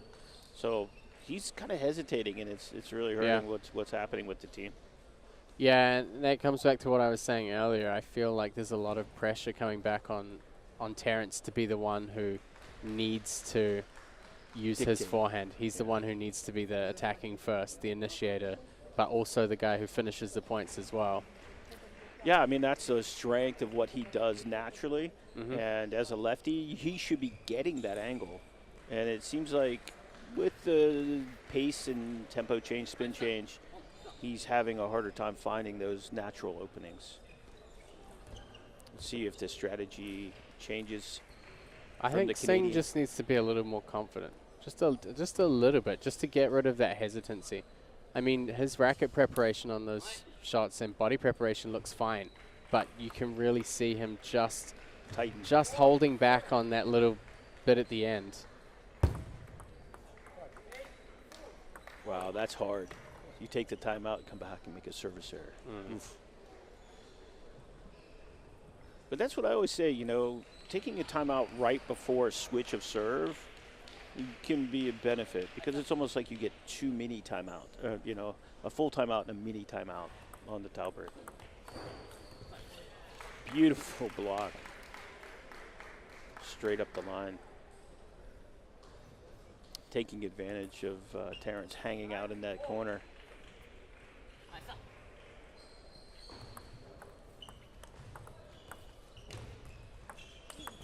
Great adjustment there from Manik Singh. Yeah, he did a good job because that ball kicked on him and he anticipated the kick very well.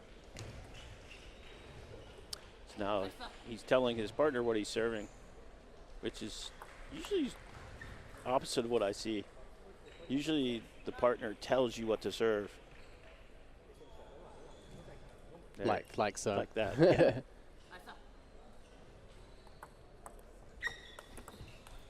Wow. Just manages to claw his way out of that one. That ball crawled over the net and just stayed nice and low.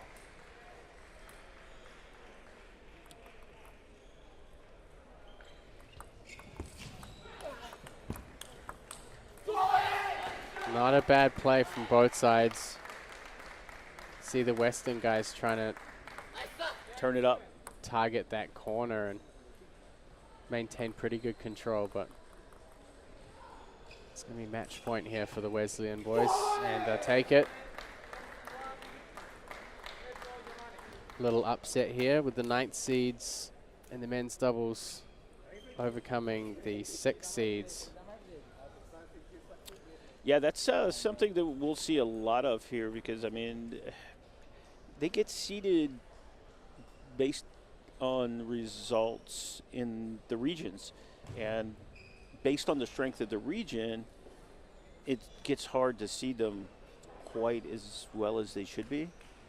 But I think the Texas Wesleyan team, they're coming out of one of the stronger regions. And I don't know, how strong the competition was for the guys from Western. So they may not have gotten quite seeded correctly. But yeah, you're talking about the Texas Wesleyan team, very, very disruptive type of style for doubles. Yeah. So we're moving from the men's into the women's. Some of the women's team event has started on the other tables, but now we get into the women's championship doubles. Again, playing on these DHS tables on the main court is going to be a challenge for the players. If you've never been to an event like this and played with 4 cameras on you at all times, it can get on your nerves a little bit. So I'd like to take a moment and thank all of our sponsors. Again, DHS supplying the really cool tables for us, all lit up and doing a showcase on our show courts. So, between them and the guys at the new startup, I would say I can't even pronounce it. My brain's the Major League Table Tennis. It's like you can name it anything, and now it's Major League Table Tennis, which is this is going to be a cool opportunity not only for current older players, but also these kids in college because Yeah. regionally they're going to have opportunities to Yeah, go and play in these yeah. events. Yeah, this is for the US, this is an opportunity that a lot of people have waited for decades. Yeah. So to see something finally coming to fruition it's a pretty big moment for a lot of people, and great to have them supporting NCTTA, and look forward to the inaugural season, which is expected this year, and hopefully it's something really special for the players and for fans of table tennis across the US and around the world. So the second part of that is one of the other sponsors, which is Pong Space. So if you're looking for a place to play, they kind of give you some pathways to find coaches, other opponents, venues. And, again, that's something else. It's kind of been a gap filler that, you go between the historic clubs and different spaces where people meet up. Yeah. And this kind of helps connect those things, because if I'm traveling on business, I can jump on Pong Space and find a coach, find a table, get some training in. And it's a unique opportunity, and they're filling a void that's well needed in the U.S. And also sending out a lot of educational material. So if you're looking for tips on table tennis from players like Damien Provost or Angela Guan, like former national team players of their countries, high-level players, get on the email list for Pong Space and sign up for that. You'll get regular updates of what's happening around the table tennis community, but some really good tips on to help improve some basic parts of your game.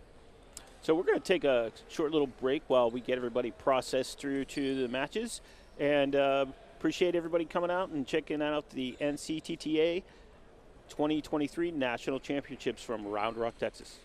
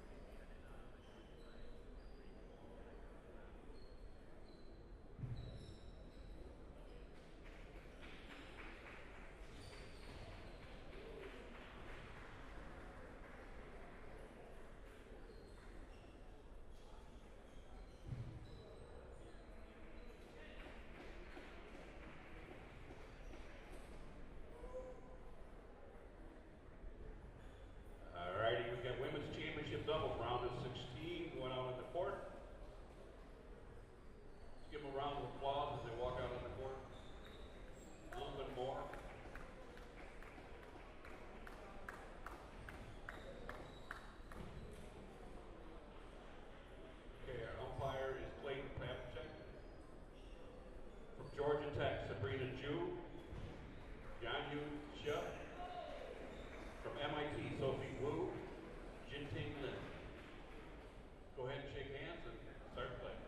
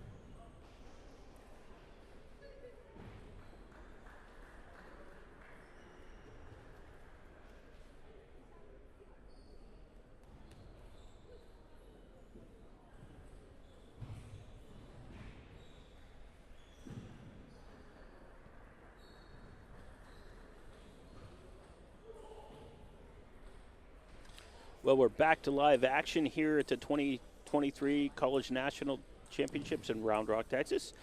Coming out on the court after a slight delay while the ladies from UBC finished their team event. We have from UBC, Hashita Gupta and Fiona Fan versus the Western team of Ann Shao and Joyce Shu.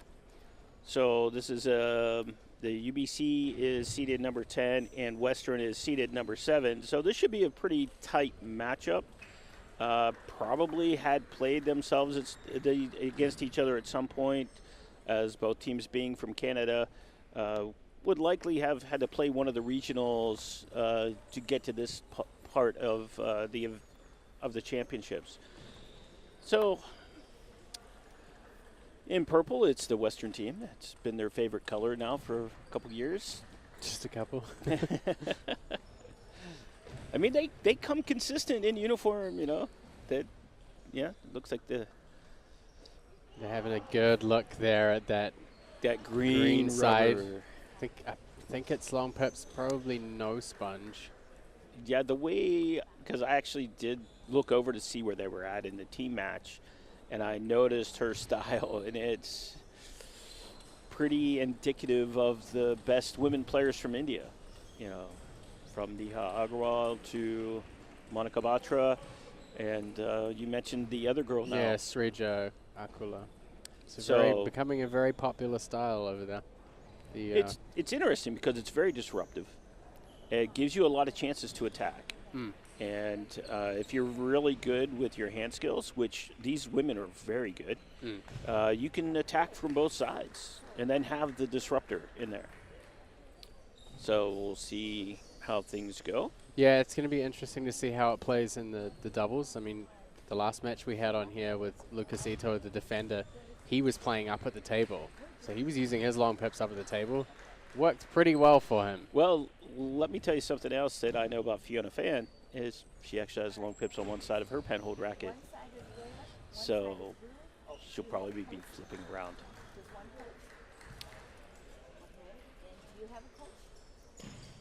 So Linda Leaf is getting everybody situated here.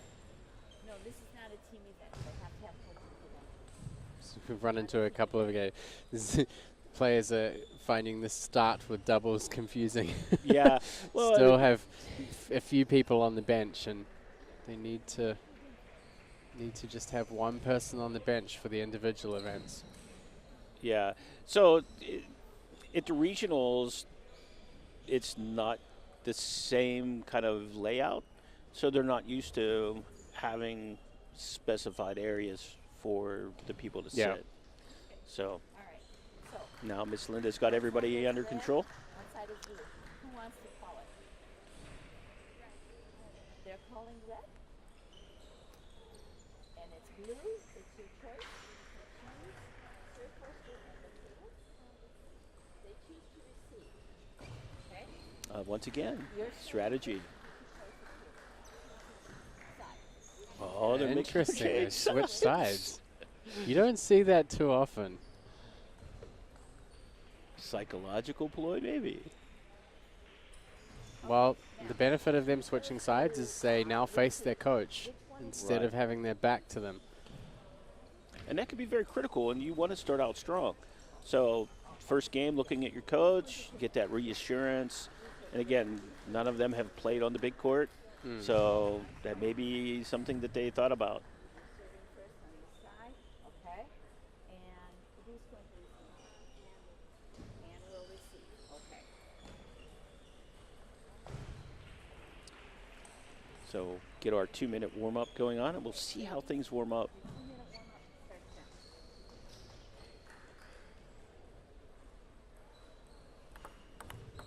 now. Oh, she's not a pen holder. She just flips. That's right.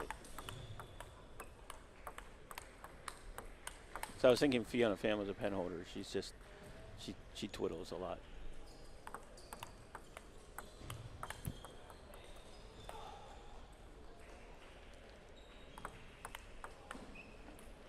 Everybody's having a hard time keeping the ball on the table. No nerves at all. And playing an elimination round of 16.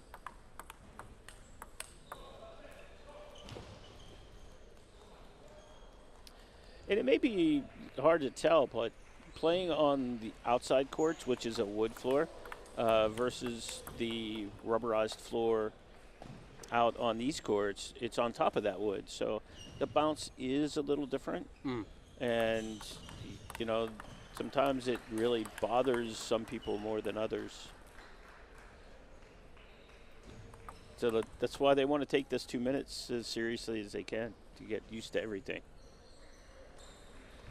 Everybody's smiling. Everybody's happy.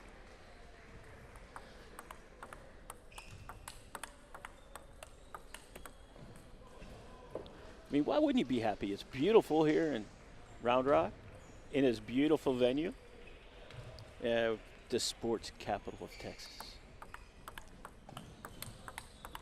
Yeah, it's been a great venue for college table tennis.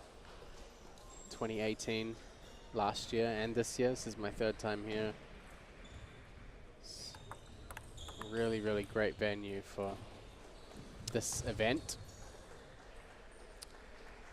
Yeah, the guys here are very responsive to what we need, and getting the venue laid out and set up for these championships. It's not a work of one or two people. It's a work of a ton of volunteers. So kudos to everybody who's volunteered. Well, thanks from the NCTTA to the volunteers. And So here we go. Fiona starting with the serve and Shao receiving.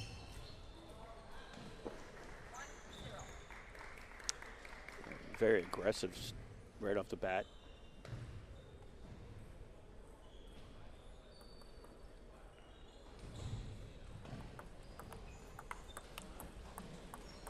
You can see straight away just moving away from that backhand side. I think in the first game they're probably going to try and avoid it as much as they can. Yeah, but they're going to see it on reserve here because she twiddles and bumps a lot. Oh, that's awkward. And she's really good at that side spin kind of shove with the long pips. And you really got to pay attention because she can change it right at contact, whether it's going to your middle or wide forehand.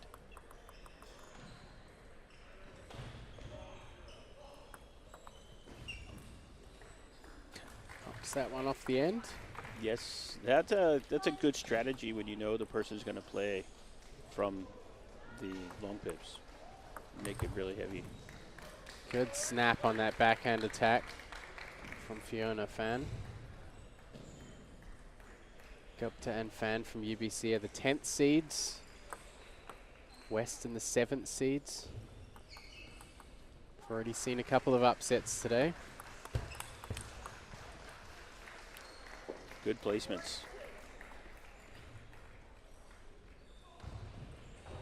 Just big smiles from both players after. It's like, hey, we're happy to be here, but we want to win.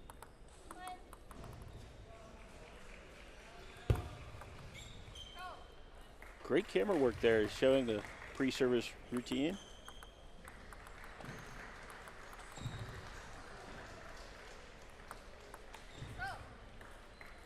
A little over-eager on the flip attempt there. So we get it tied back up to 4-4.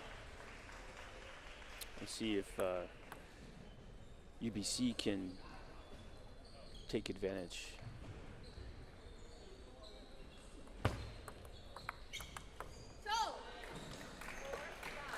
Well, the long pips did not look like it was much of a bother.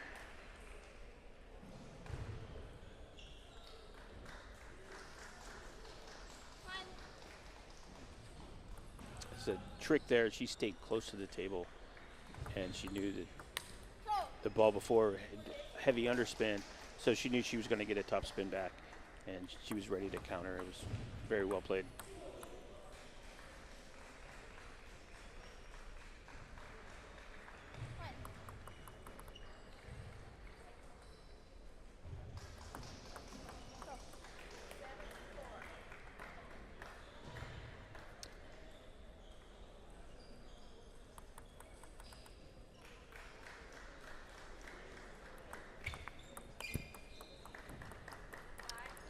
hard ball to lift on the outside. Coming off the pips, it was kind of a side spin ball. Yeah. She gets good good depth with her table placement too, so that ball's literally coming right at you. Fiona hesitated just a little bit, and that was all was needed to make the error.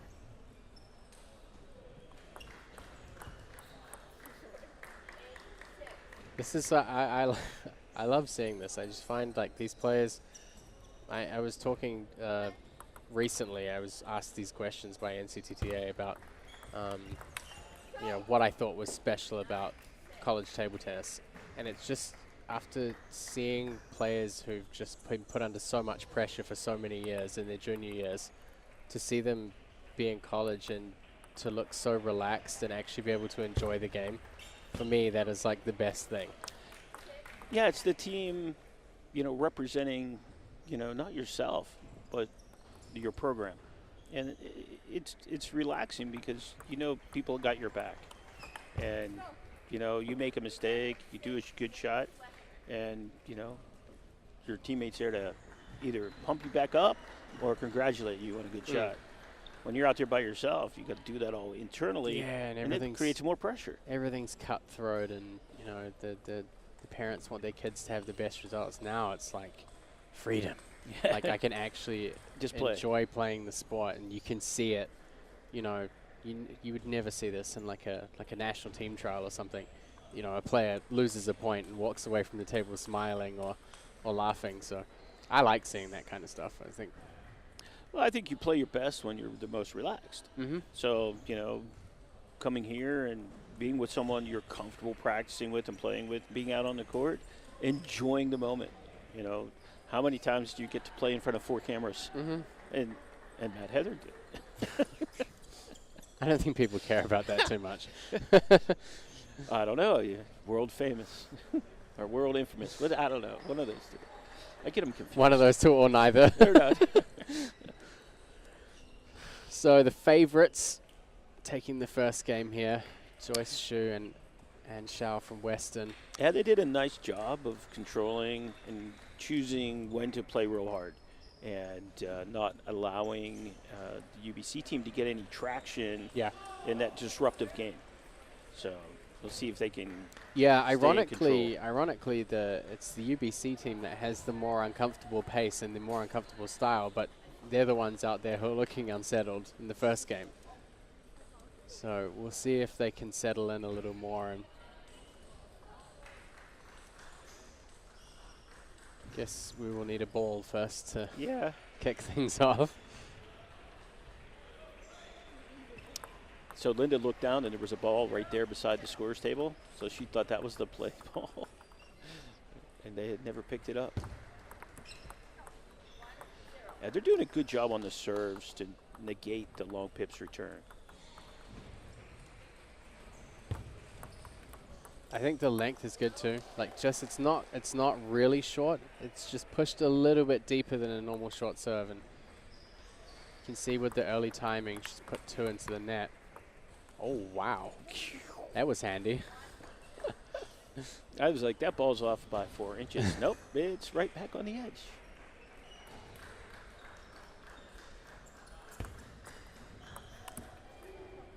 They complement each other well on the serve and attack game, but they've just got to convert those.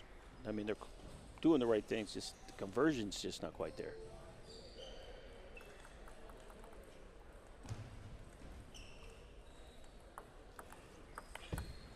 Great backhand opening. Yeah, from her position, Gupta was ready for the ball to come to the middle or backhand, and it actually went wide up the line.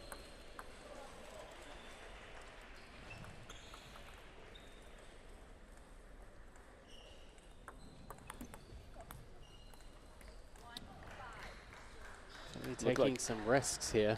Yeah, it looked a little high, but it was a little more spinny than she thought.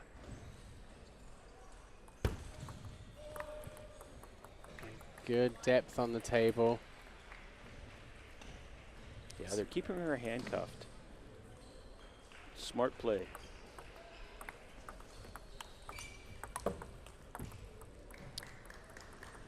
Good reaction. Nice work. Yeah.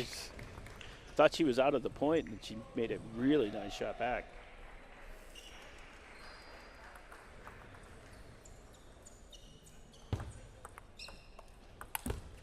Oh, she did a nice return. Yeah, really gives herself a good amount of space there.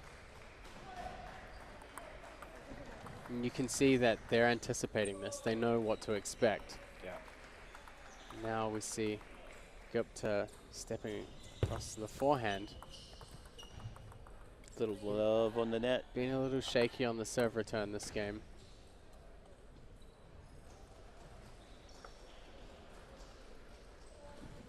Yeah, but that's a lot to do with her opponents really picking and choosing the serves very well. Now, she took a risk serving long, but it wasn't attacked aggressively. It was spun in, and it allowed Fiona to attack.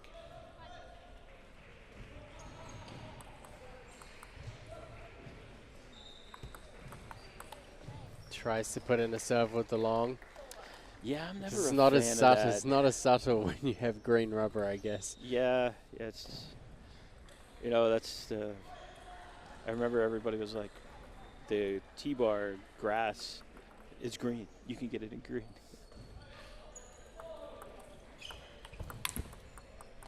Goes for the flat forehand drive, but a little bit too far back for it. I think it spun up short.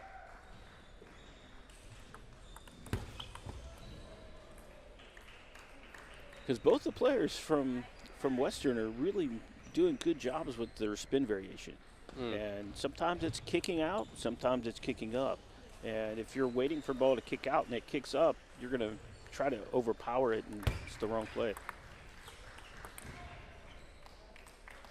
Wow.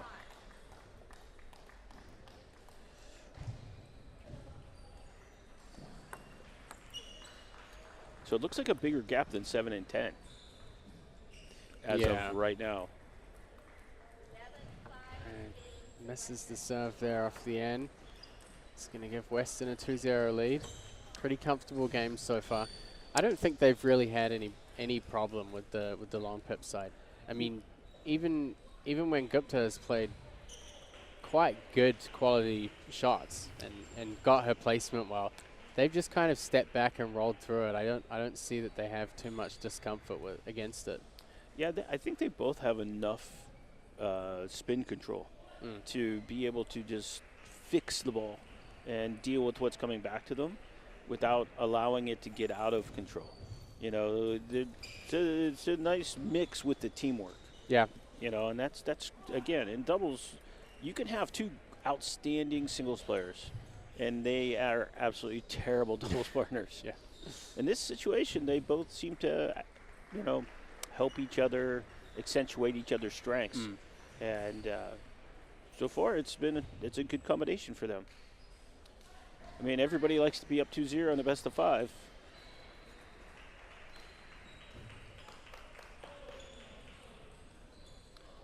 But yeah, this is going to take the winning team to the 8th. So this is a round of 16 featured here on court 1. So we're going to start off game 3. It's going to be Fiona serving to Anne.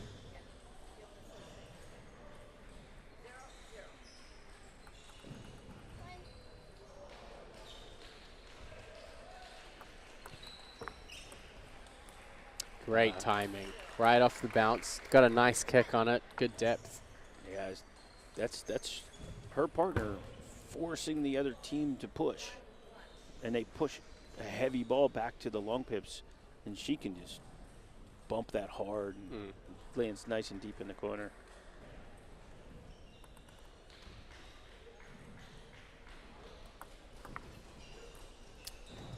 You can see sometimes her feet are not quite set. She's still moving across. Well, they're doing a good job of serving a motion that doesn't really carry a lot of spin. And that's always difficult for a long player. That was a solid attack combination. Yeah, they have well scripted. both very fluid motions. You don't see too much strain in their shots. but they carry really well. Nice attack this time from Fiona Fan. Yeah, when it's been, kind of choppy with the gameplay, it's hard to get a feel for the opponent's attack. And Fiona was able to take advantage of them not being used to her attacking.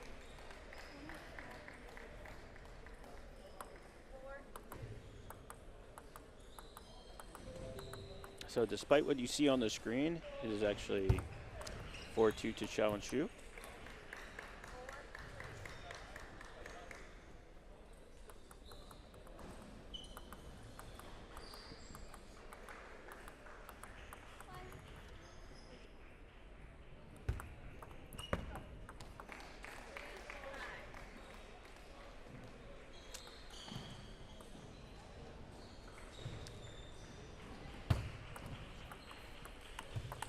Oh, nice opening. Good solid opening. And they did a good job on the receive to cut that wide angle first. Set the forehand up. Yeah, she just Very needs to solid. block it. She's being overly aggressive. But I watched her in the singles. That is her natural shot. It's a very flat, driven shot.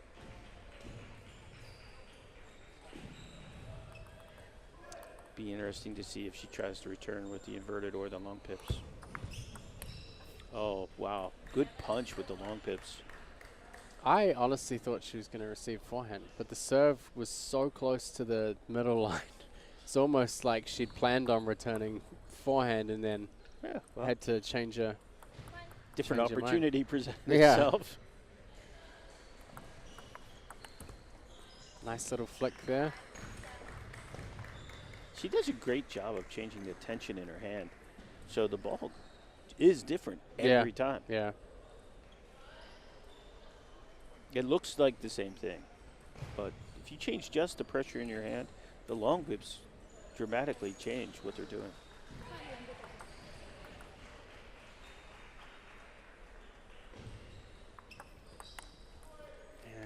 Flips it over and goes for that long pips. So before when flip she there. served with the long pips, she actually started with them shown. That time she showed the black side. And then in the motion, she twiddled to the other side. Twiddle meaning flip to the other side. And it was, receiver was less prepared.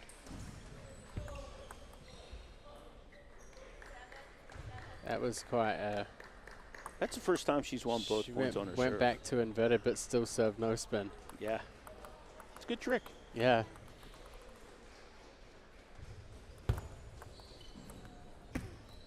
Good placement.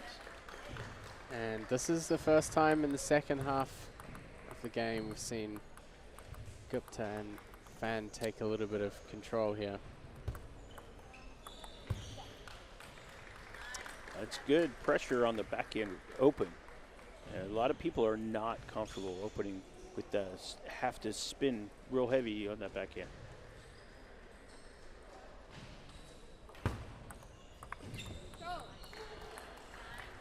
Definitely see the intention there early in the bounce, really trying to pick up the speed. It's But I think this is the pattern that's kind of played out through the match is, getting the The angle West- move first. I mean, they're just reliable. They get the job done. The openings are all on the table. The follow-ups, most of them are on the table. Play at like a 70% pace, but very few Yeah, errors. Yeah, they've not really taken any bad risks, and that's critical to keeping the pressure on your opponent. There was a long step around there. Yeah, someone did not want to play a backhand. If they get through this, I hope they remember that.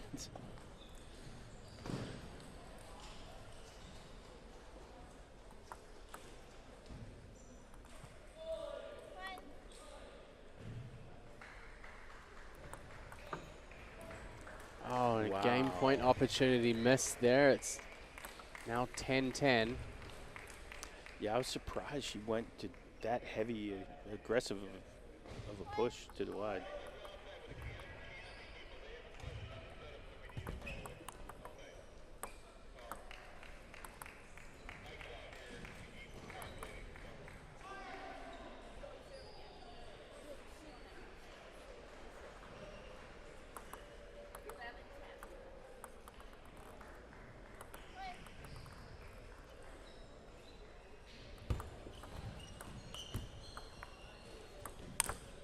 Yeah, a little bit of a lucky break off the net. Yeah, Gives him the opportunity to finish at 3-0, so it He really, gives them some breathing room because it's not going to get any easier. yeah, there are this women's championship draw for doubles. There are some pretty tough pairs out there, especially from Wesleyan and UCLA this year. Yeah, that was a roughly a 250-point swing between the ratings of the two teams. Yeah. And you could see the comfort level that the team from Western had. Ann and Joyce just didn't really have a ton of pressure because they were able to control what was happening with the long pitch side. Yeah. And I think that Ashita and Fiona were anticipating a little bit more difficulty with people dealing with that beautiful green surface on the back end. All right, we'll be. So there's no more delays going into the next match as the teams look like they're clearing the area, and the next teams are getting ready to come in. The women's doubles should now be kind of cleared up a little bit as the women's team event has those rounds have finished, and we're getting ready to get into our next round of 16, which would be UCLA and Columbia. So East Coast, West Coast war coming up shortly, right here from Round Rock, the 2023 College National Table Tennis Championships.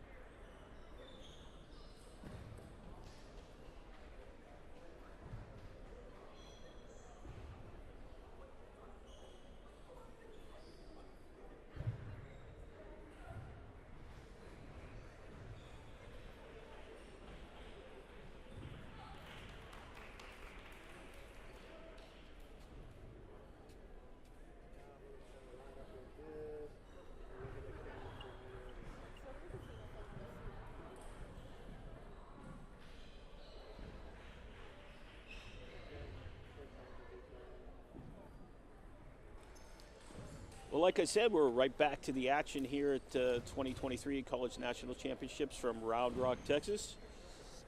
Out on the court in the round of 16, we have UCLA versus Columbia. So Angie Tan and Joanna Sung from UCLA both have played on the junior side of the national teams for the U.S. And Daniela Yano and Zixuan Hu.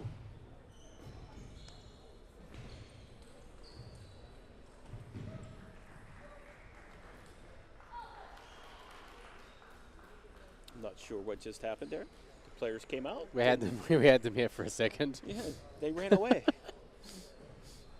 What did we do? We announced them, and they didn't like our announcement apparently, so they ran away. So we'll be getting back to action as soon as we figure out what the cause of that situation was. Looks like they were going to get their water bottles. Everybody Gotta came stay a little hydrated. too early. Lack of hydration can cause all kinds of issues. So that said, gonna take a little drink. So there's a bit of a gap here between these two teams in terms of seeding and rating.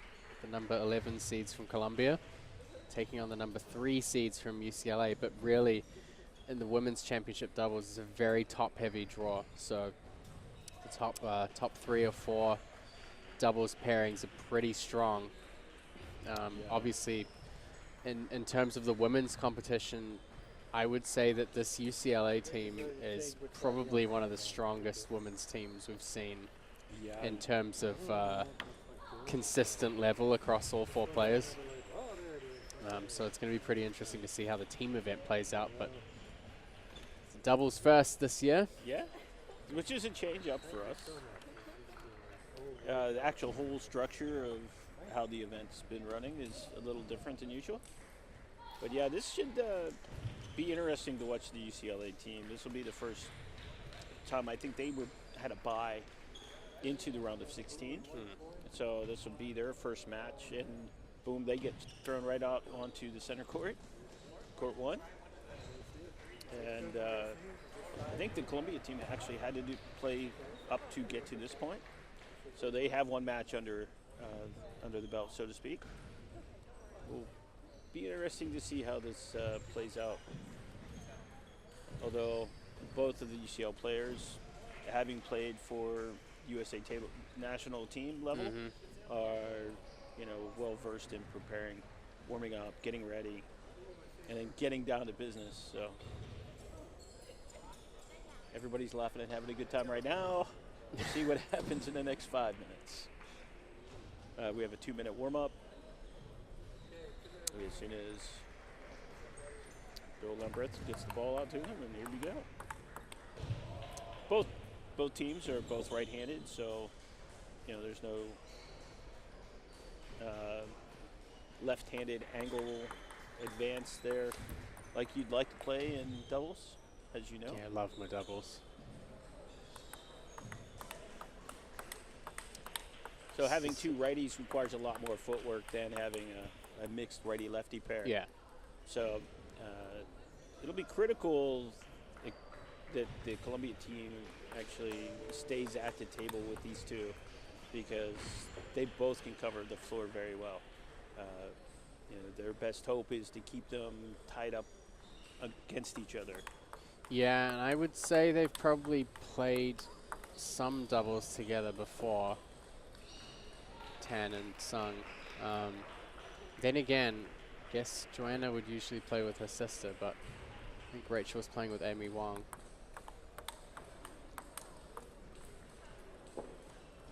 Yeah, they have a pretty strong team at UCLA right at the moment. But they've had historically strong teams, having national title winners on their team. And last year having our chopper, Angela Guan, yeah. cutting her way through the field. Yeah, I can tell you right now, I'm glad I had a comfortable seat up here in the commentary booth last year, because there were some long matches. Yeah, I think there were a couple of expedite. Grinder. Yeah. But it was a great... it's a great way to highlight, like her career. I mean, that's, transitioning from being almost a full-time professional table tennis athlete to now finishing her degree.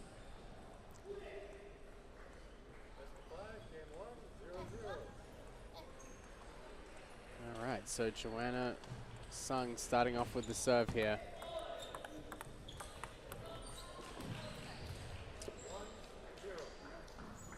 Danielle Liano receiving.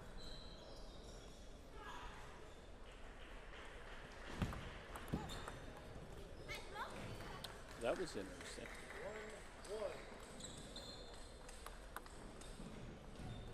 She has the best shoes on the foot, Danielle.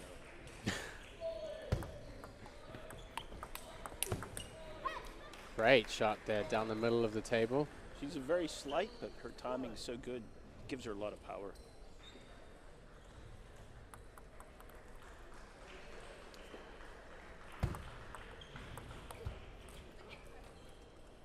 And Wu going for more heavy topspin rotation on that Opening just goes long.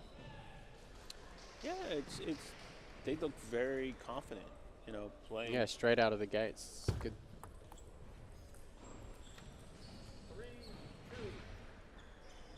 Caught her with the serve though.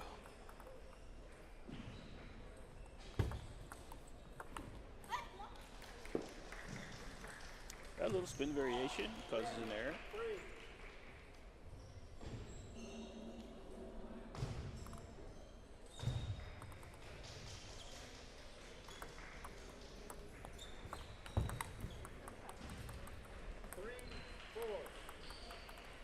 Yeah, You the see girls a from lot more Columbia. speed on the opening attacks from Angie and Joanna. They don't drop their racket down as much.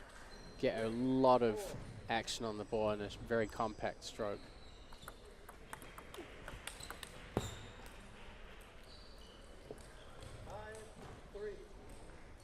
Yeah, they're not intimidated. The pair from Columbia is not intimidated though. I mean, they're taking very aggressive cuts at the ball.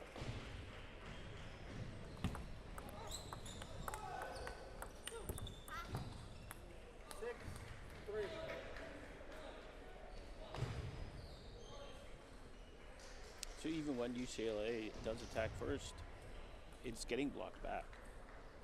It's just being able to take advantage on the next ball. That was not quite wide enough. Good initiative though. Yeah, you got to attack. Just got to make sure you make it wide.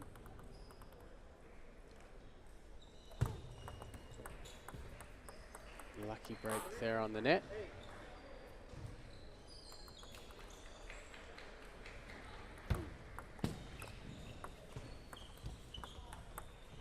What a Great backhand. angle. Oh, wow.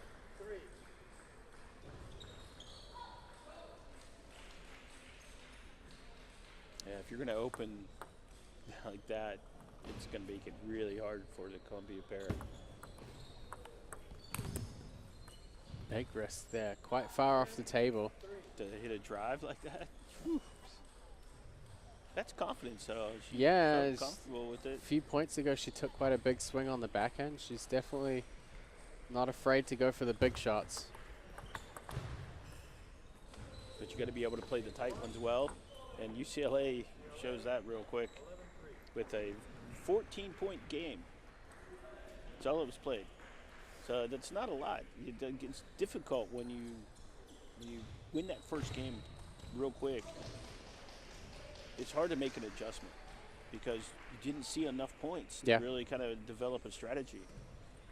Obviously, the UCLA team, even without a coach, kind of knows what they want to do in their self-coaching during this little break in between games, and executed what they had pre-planned very well. They both are able to attack from either wing, so it puts a ton of pressure on the Columbia team. Yeah, I think they both have a very well-rounded skill set. So from the tight play to the... And also, I think one of the key things that sets them apart from a lot of other pairs, and also if you look at across in general the doubles matches we've seen on this table today, is they can execute exactly what they want when they want it. You don't really see serves accidentally drifting long or, you know, pushes floating high. For the most part, they're very concise and they can do exactly what they want. So that really helps when you're planning points, to have the confidence that you can execute things like almost exactly by the book.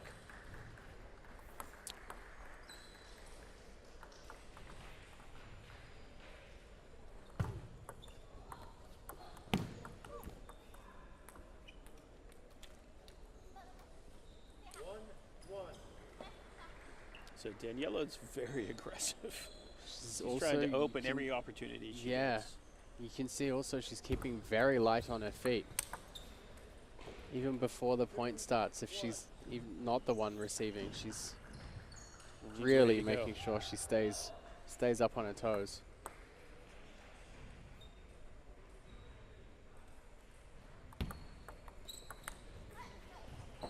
Slightly bigger shot this time from Angie Tan. But it was against a no spin ball. She thought it was going to be under, and it was ended up being more dead.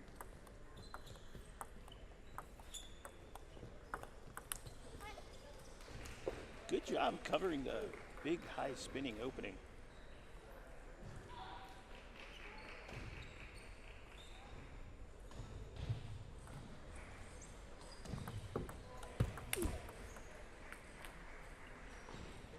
She needs to trust her loop a little bit more.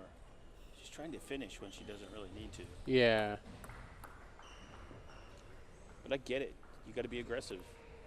For her, aggressive is the flat shot. Oh, that's a great angle. Wow. So just what I said about being aggressive, that was an aggressive push. I think a lot of her long pushes have been pretty assertive, but that one, Right on the ball. Very good. yeah, very impressed with her serve receive so far in this match. Well, yeah, one of the other things that, you see with a lot of the other teams, you have one player that's much more higher level than her teammate. And in this case, with the UCLA team, they're very balanced. Yeah. And that's like some of the things that maybe Daniela feels like she has to be the aggressor on their team. And I think she'd be just as good because I've seen really good blocking from Wu.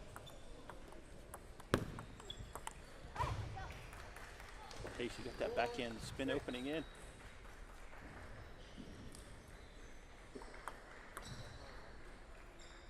So the aggressiveness is paying off with a 2-point lead so far.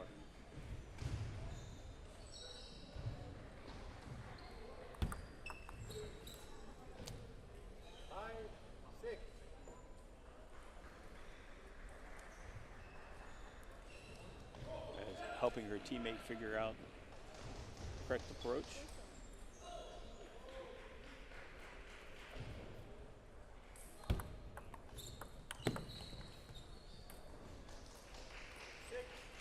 Bit of bad luck there. She caught the top edge of her racket. It would have been interesting to see if the lob would have hit, how hard it would have got smashed. That's a hard thing when you lob to someone who's taller, is they can create better angle down into the ball.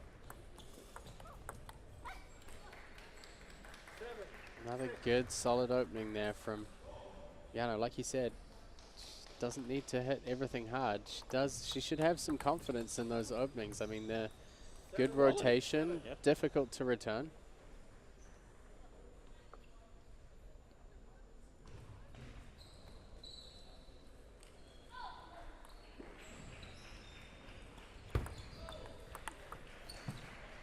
Very solid backhand counter.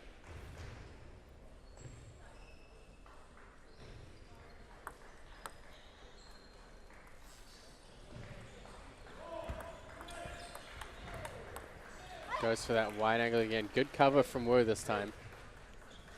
Came across the table, saw that gap in the middle. Yep. And often that's where the gap is. The players are able to cover the angle, but the middle becomes this gray area.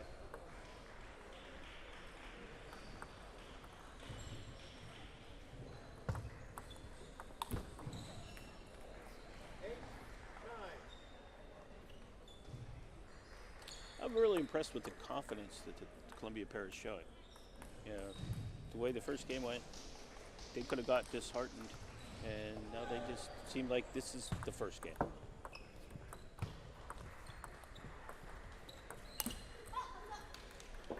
And both The really teams, difficult ball got returned. The kind of easy kill got missed. as they both kind of settled back in quite quickly and regained their composure, but then apparently not. So 9-9 here in the second game. Much Yano and difference in Wu that is- first game. Yeah.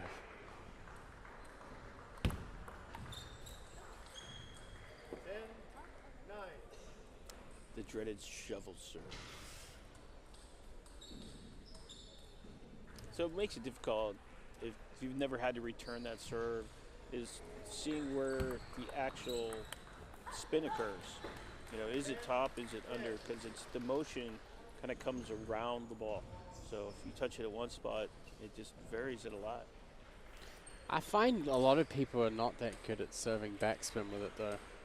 Like almost, especially in doubles, from what we've seen so far, the majority of them have been topspin. But I don't know, people still get it in their head that it's like 50-50 or something. So, Yano and Wu with a game point here. Nice back and opening down the line. Yeah, it stretched the court out, really forced a lot of footwork over to the side. Even if she would have got it back, it would have really put Yano in a bad spot. Because she would have had to have refound the ball because she crossed in front of her. Mm.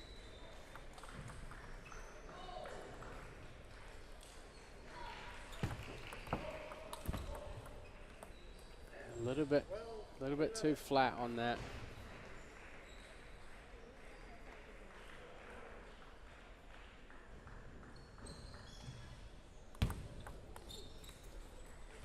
Yeah, that was the I dead like one. the conviction.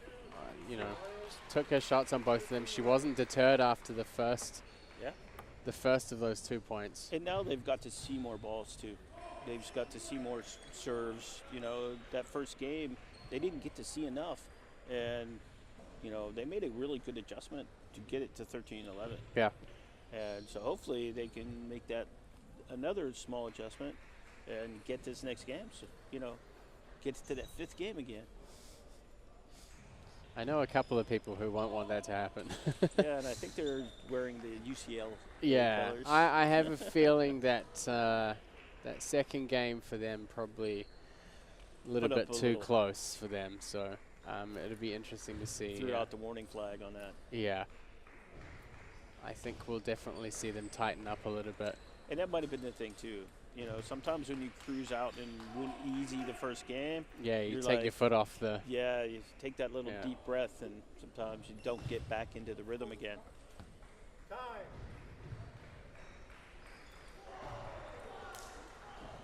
High fives all around from the team from Colombia.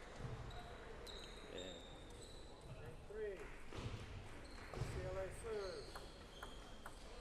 NCTTA to serve.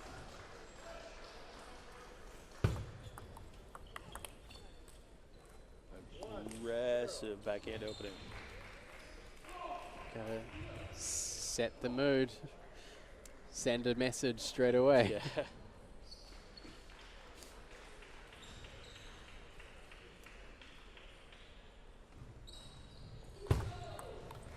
Oh. Great serve.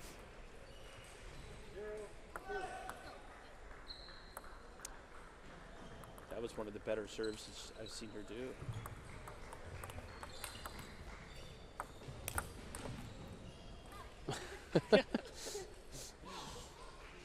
Everybody laughs, you know. They hit each other with the ball and start laughing right away. This is cool. So this is the cool thing, you know. If that happened at nationals, everybody would be, Silent. yeah, Yeah. there'd be no laughing.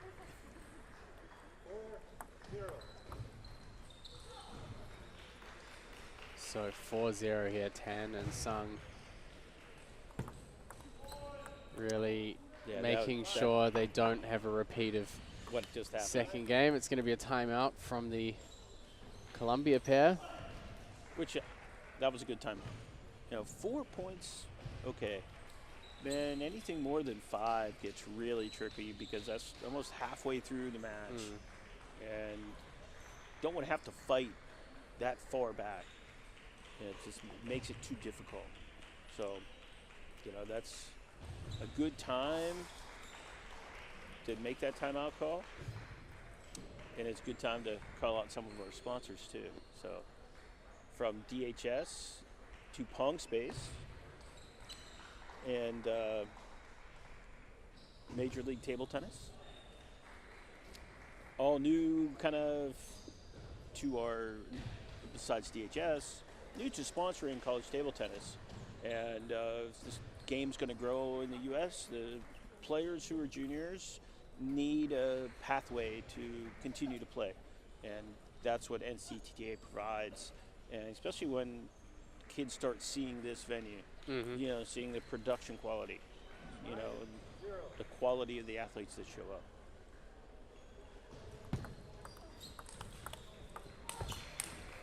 Wow, bold moves.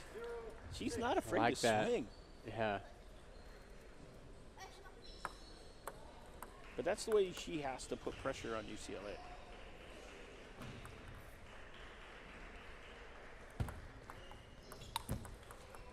Again, not afraid to swing. It's UCLA pair giving them no quarter this time.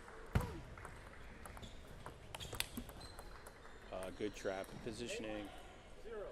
She couldn't take a backhand. She had to just kind of punch it.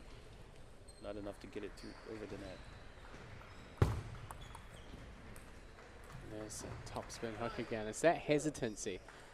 If you're playing someone who's serving hook and you're not sure, I flick the ball. Flick the ball. It's the odds of it being top spinner.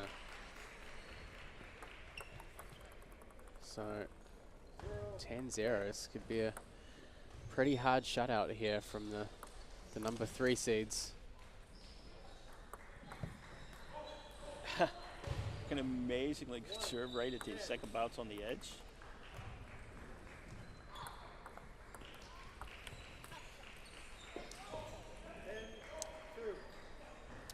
10-2, you can dream about that comeback, but it's a long hill to climb. It's happened, but it's tough. Good serve receive. It's a few in a row for the Columbia pair. It's always ebbs and flows in these table tennis matches, but I think these UCLA ladies still have a couple of extra gears they could go up if they need to, but they won't need to. It's going to be 3-0. A return to first game schedule here, 11-3 again. Fantastic second game, though. Yeah, really. Their serve, they really turned the quality of the serves up. And if you notice, they serve mostly the shovel serve. In the last point, they've been serving the side top. That was a heavy underspin serve. I mean, that's the first underspin serve she'd actually used from the hook serve. So it really was a good change from Joanna to do that one. But, and yeah, I mean, I want to see more of Daniela Yano in the women's singles. Yeah. 'Cause, I mean, as aggressive as she is here in doubles, I'm assuming I'd that's the love to way see she that in plays singles, in yeah. singles. So look out for her in the women's side. I guess we'll be trading one UCLA doubles pair for another. Not Yeah, this sure. is the number 1 team. Yeah, and Literally. we're gonna see Ann Shao and Joyce Shu from Western, who were on in the previous match in the round of 16. They're going to have to up their game. This is a tough team they're gonna come up against. Players haven't arrived here yet, so we're gonna have a few minutes before we get back for that match. And if you're on the live stream, see our friend Andy doing a quick interview. Or, no, that wasn't Andy, sorry. Everybody just dressed the same, so it's very difficult from across the room to see who it actually is. So we'll be getting our introduction shortly, and we thank everybody for visiting us here at the 2023 College National Championships in Round Rock, Texas.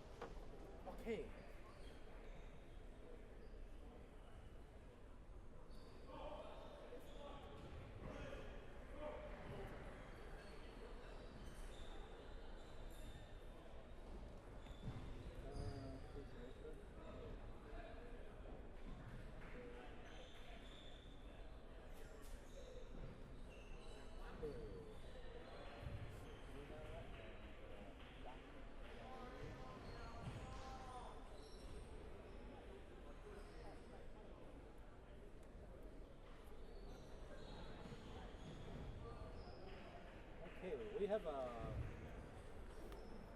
red and blue. Blue. So you have a red. Okay. Red.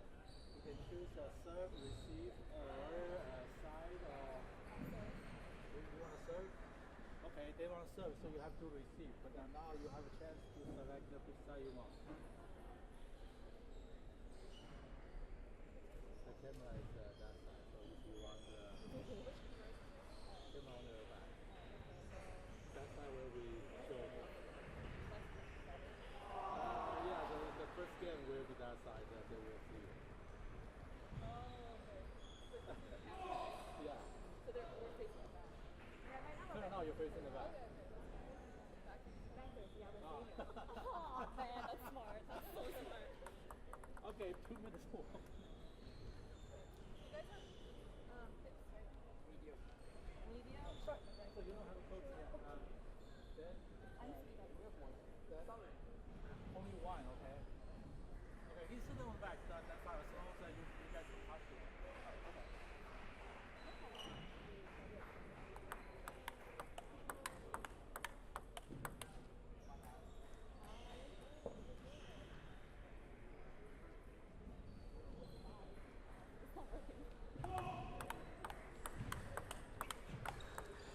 So we're back at the NCTTA 2023 College Championships. In our quarterfinal round of the Women's Championship doubles, we have Penn, who is the number 5 seed, versus the number 4 seed from Georgia Tech, Sabrina Zhao and Yan Yushi, and from Penn, Zizling Ng and Rachel Wu. And if you want to watch the match that we talked about earlier, it's on table 2.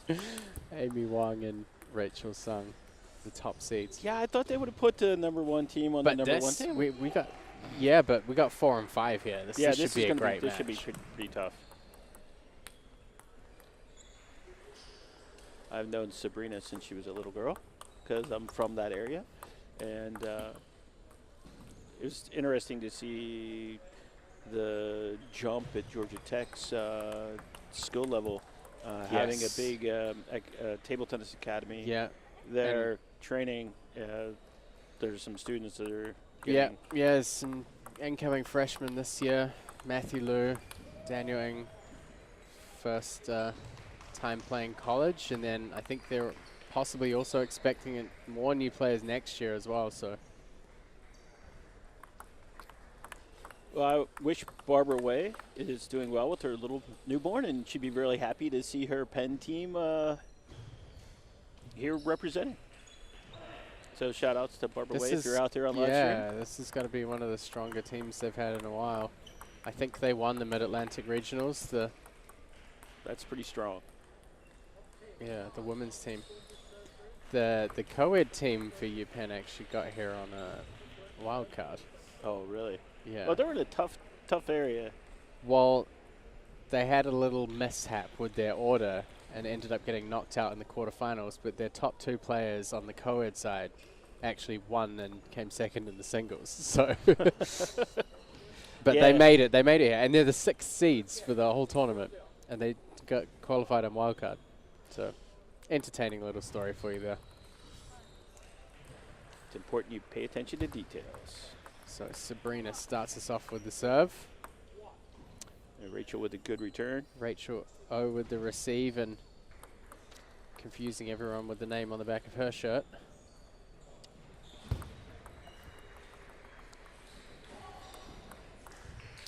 It's a question for the ages there.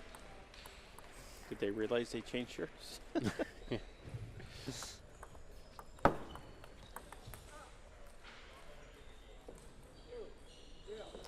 So the Georgia Tech pair is kind of relying on Sabrina's opening attacks.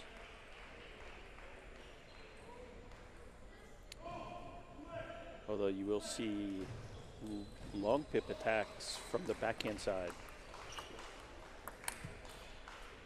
There she just went with the brush.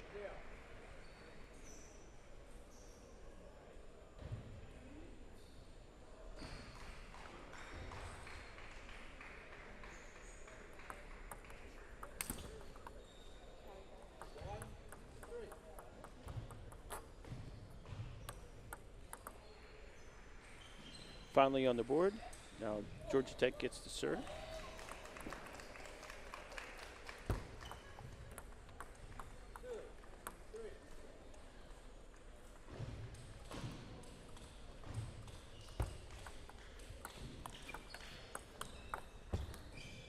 Nice counter combo topspin. of shots there, yeah. And that's the important thing. You get the ball to your forehand to make that wide angle. Because if nothing else, you're going to have the other team chasing the ball, which usually results in a much weaker counterattack. So after a little bit of a hiccup at the beginning, it's tied up at 3-3.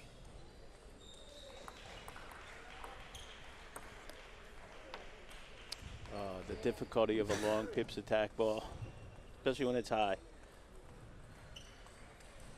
Sometimes the easiest shots are the hardest ones, especially in the beginning of the first game. Well, truthfully, I know that she had been a short pips player and has just recently made the change to long pips. It's kind of a dual situation, as you notice she is wearing knee braces. She did have a pretty traumatic knee injury at one point, and it limits how much she can practice.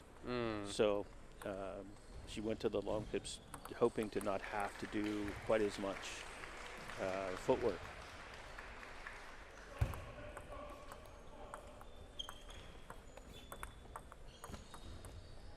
It's a nice little Definitely counter. paying off. Yeah. It's quite interesting to see her because she's almost using the long pips as if it was short. Yeah. Like Yeah. driving, not many players drive through the ball like that with the long, but And you can see that she has a good skill set with her hands. And that was a really difficult touch shot, short to the net with the long pips.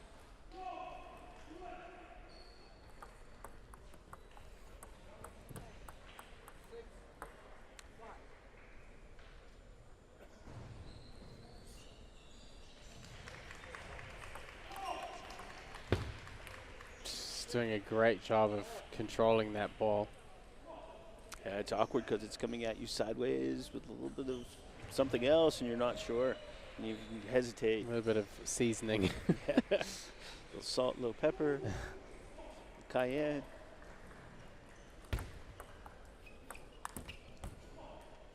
Good Again, setups. A little bit of tightness from Sabrina on a couple of these forehand attacking opportunities. You can see the uncertainty on the serve return again. Went for the push. Yeah, yeah. This time making a really good call. Being much more decisive. Yeah, it is strange because often, you know, you get one player who's dominant what the calls are on the serves. And here it's been a little bit more mixed on the call. Looks like the umpire's flipped over one too many points.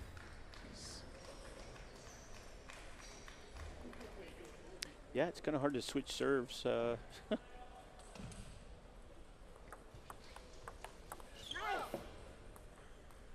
Really committed it on that backhand serve receive. But gave it a little bit too much elevation.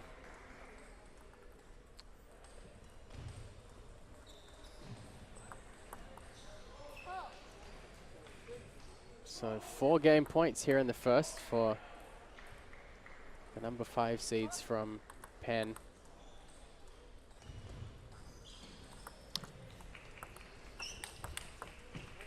That was a nice setup.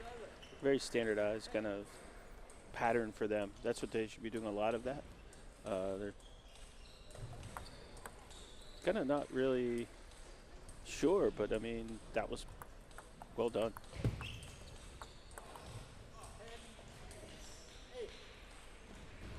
Again, really, really touchy return. Simple point. Earned for Georgia Tech. So O with the serve here. 2 chances to close out. She'll take the first one. And Penn, the 5th seeds, will take game 1 over the 4th seeds from Georgia Tech. Yeah, they worked well together as far as what the calls were on the serve. and reacted well to on serve return. So I think that's really the difference in that game, was the ability of the Penn team to control what was happening on the first 2 balls almost every time. Yeah, I think the rhythm on the Georgia Tech side was a little bit broken. Yeah, it's either you'll see she winning the point with the long pips right away, Yeah. or it getting a ball that Sabrina can't attack. Yeah. Yeah, the didn't really connect together too well. So What's a lot of the funny- time that it was Sabrina who was kind of getting a ball where the timing was a little bit more off. She wasn't quite in position, or But when they played open play, she's forehand is strong enough to go ahead and play that style.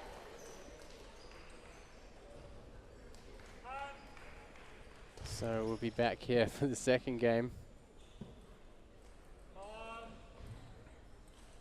And they're clarifying who's going to serve, because you can change the pattern. A lot of people don't realize that.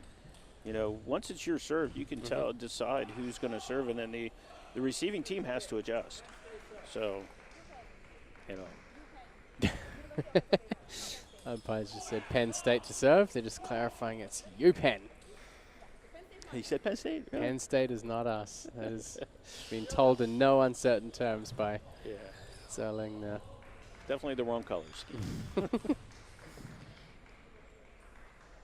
So Rachel Rowe starting off with the serve here. Ooh. Tight net ball there. It's always hard in doubles to cover that net off the net ball, to recover to it.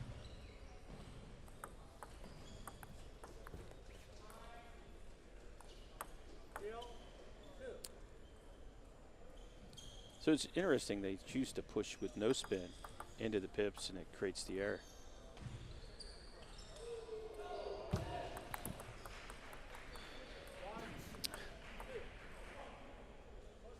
A surprise long serve there from Sabrina.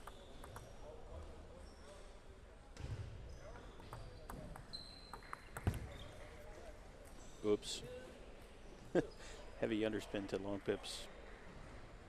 And she was Big commitment there. They crossed over each other, which is a bit risky in doubles for footwork, but paid off.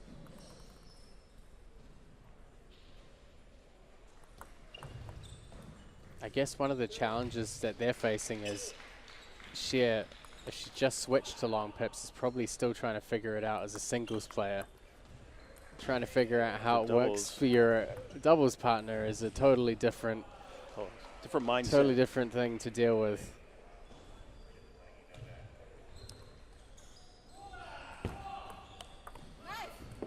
A little bit loose on the serve. Rachel O picks it up. Yeah, she's not going to make too many mistakes on that kind of ball. And she's going to make a mistake on the ball, it's going to be something chasing away from her, not coming into her. And this time, Sabrina getting over the table. Cleaned that up nicely. Put it right in the exact gray area.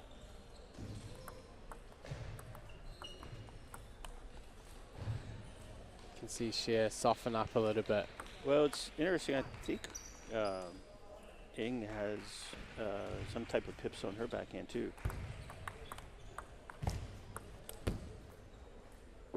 Because she chopped that ball back, and it was kind of dead.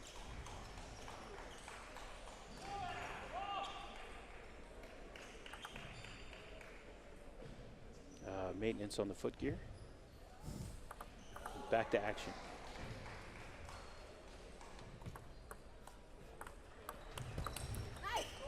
And great setup there. Again, like we've seen it a number of times across multiple matches. Using that backhand serve, you're trying to get the ball back to your partner's right-handed gotta partner's go. forehand, but They got to very go. soft. Yeah, very soft on the follow-up. Goes for the longer one this time. Very bold attempt on the serve return. Yeah, that overheated it. You want to play aggressive, but you don't want to overswing. So towel breaking here. Ju and Shear from Georgia Tech with a lead here in the second. Don't want to let this match get away from them and end up 2-0 down. Yeah, so it's interesting, you know, because your teammates in the towel break, you talk the whole time. You know, as long as the towel break isn't excessive, you can get a good communication going on.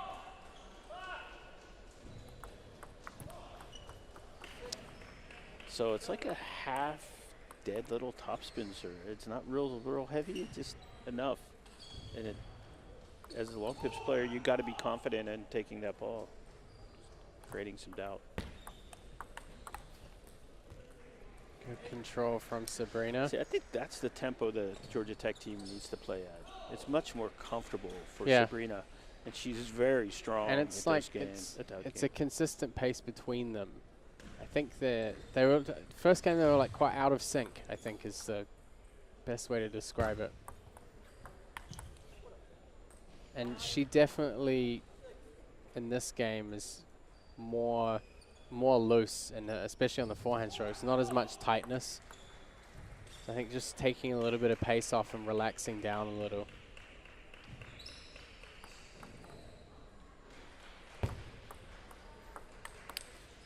Oh, that's a really good second ball. Dealt well with that spin opening. Able to counterattack the winner. So 4 game points.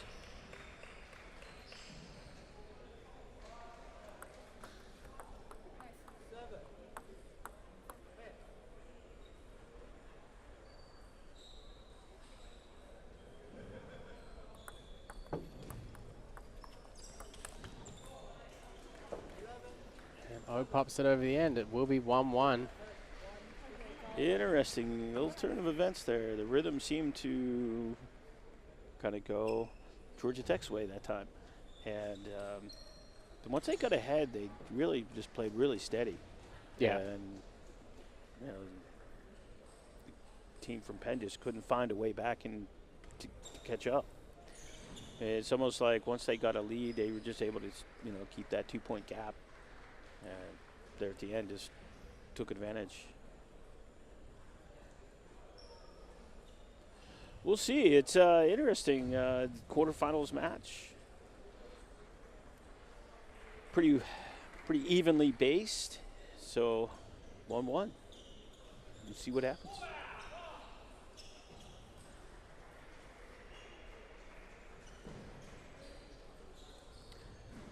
Again, the National Collegiate Table Tennis Association would like to thank our sponsors with DHS for the beautiful tables we have lighting up center court. The balls that I haven't seen one break yet during play. They provided a lot of them for the competitors to warm up with, so kudos to them. Major League Table Tennis is on board with us now, so some opportunities for some of the players to enhance their opportunities. Not only playing here in Round Rock, but nationwide. We'll look forward to that. And if you're looking for a place to play, check out Pong Space. Find a coach, get some information, learn some good tactics and tips from former collegiate champions like Angela Guan. We have some international guys on there too, so they know what they're talking about. Just not the college kids doing the Pong Space thing. So here we go. Game 3, about to set start. Sabrina to serve.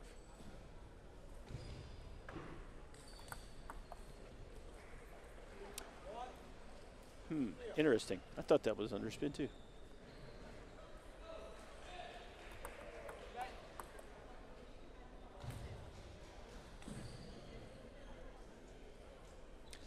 So you've seen Rachel play a lot?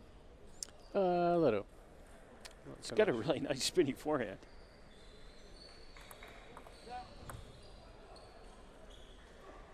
That second serve, even though it was a net, when she opened it, it really had a lot of kick on it. Bit of a risky length there to be trying to backhand flick. A good start here for Georgia Tech duo.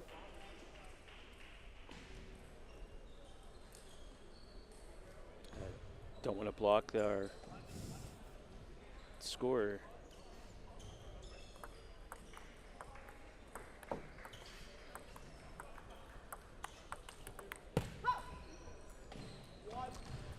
Nice placement from Rachel.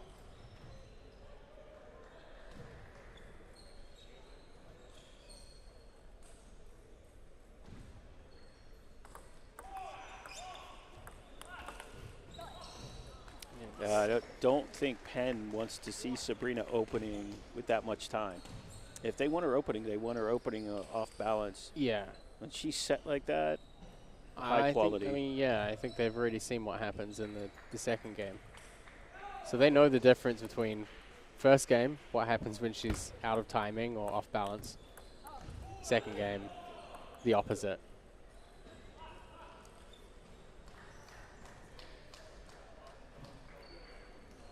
But I do think that the Georgia Tech pair have started to sync up a lot more. The pace, you can see the control of pace between both of them. It's like they've landed on the same wavelength finally. I think the communication on, especially on the serves, is gelling a lot better. And, you know, Sabrina's telling her to serve something and it's actually exactly correct. Great stuff there. Good wrist control. Bit of misdirection.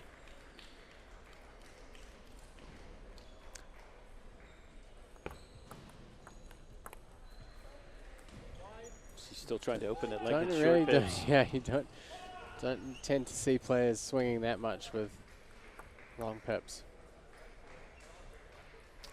That's when you know that someone's just transitioned away from a different material.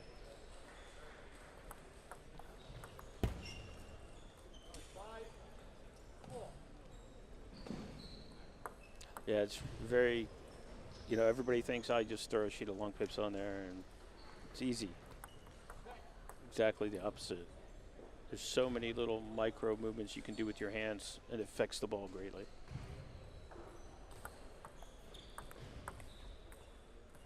But that's a nice opening. Looping with long pips. Maybe it's this funny is because the you new watch the era. ball hit. You watch the ball hit and it just doesn't do anything. It just stops.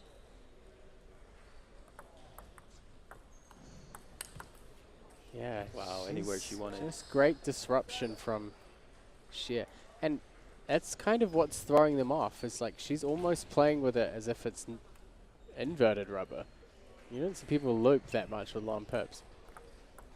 And she's not too, you know, she's not really like push blocking like you would see. You know, the ball that kind of like kicks up a little bit. She's just pushing through it as if it's. I think it's really good throwing hand them control. off. Yeah. Yeah, and it's setting up Sabrina so well for the next ball. And yeah, when Sabrina, you know, has the time, she hasn't missed one. It's those ones that are in between where she kind of gets a little jammed or a little rushed that she's made the errors. And it's usually just overdriving the ball. So I'd rather miss long than in the net. Oh. you can definitely hear the sound of that backhand rubber from Shit. Eng, yeah. On the serve return. It might be short pips. 5-9.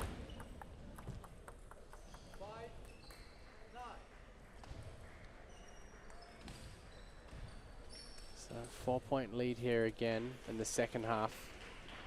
The third game.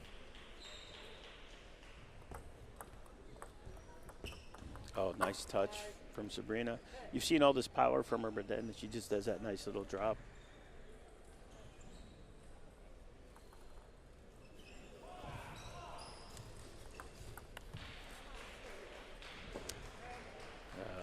She's so unhappy with herself. It was long, and she took it out. It was good, well placed, because it wasn't in the forehand, wasn't clearly in the backhand. She had to make a choice, and just a little bit out. There's that great forehand opening from Rachel O you were talking about.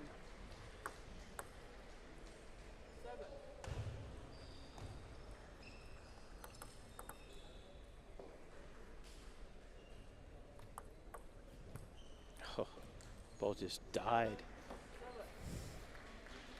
That's one way to take the pressure off at the Yeah. end of a game. So 2 games in a row now for Georgia Tech, Sabrina Ju and Yan Yu Xie. Right on the same scoreline too. 7 both games. 11-7 both games. Once they made that adjustment and started getting more in sync with their timing, you've seen a big change in what the score is. Yeah. But the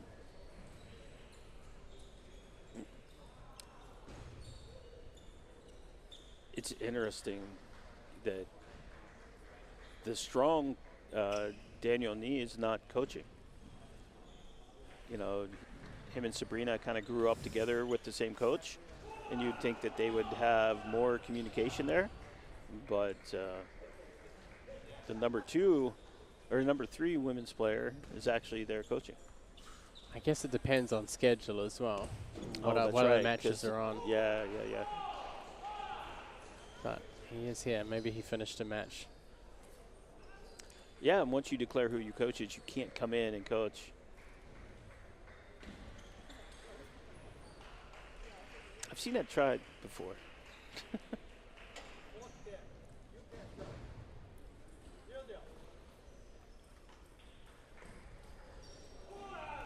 All right, here we go. Start of game 4.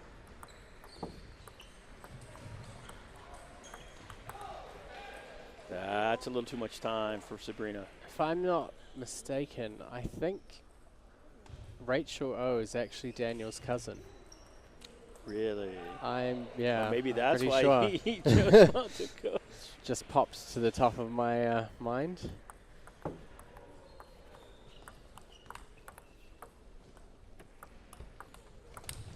Great rally. Wow, that was awesome. Awesome job recovering some really bad positions. It's a hard way to win a point.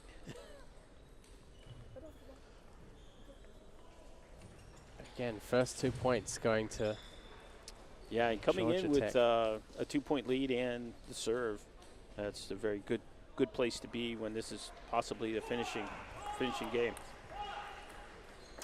Challenge side top serve to the wide forehand. Done a good job of mixing up the serve angles. And surprisingly, Sabrina's really stuck to her guns with the backhand serve throughout this doubles match. Great angle work. And just solid. I mean, she's in good position with her feet. Doesn't overswing on the backhand. Just put it right where a lot of people, they get a good ball and they try to over finish it. When all you need to do is just hit an 80% shot and put it in the right, hit the spot. Let's see if Penn can come up with some offense here. Gets on the board. Good third ball.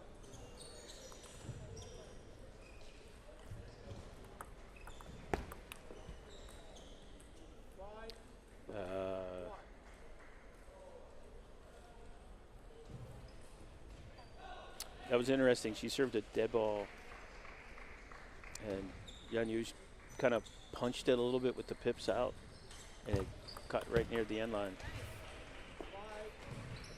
Again, Rachel O showing the pretty solid openings, forehand and backhand side. Yeah, very confident when she makes that decision to swing. Doing a nice job.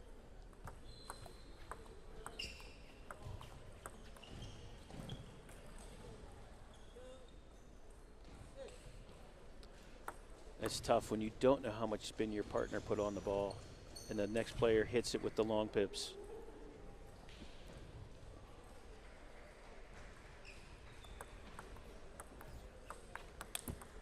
Georgia Tech really pulling away here in this 4th game.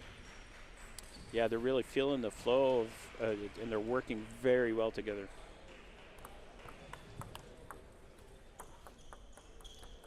That was difficult. I don't care who you are. Right behind your partner's back. Right short near the middle line.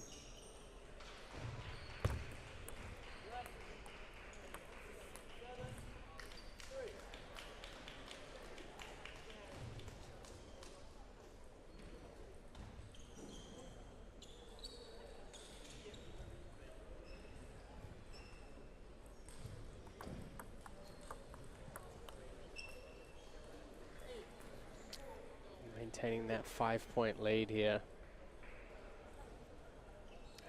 That long pips play is giving them a little bit of doubt.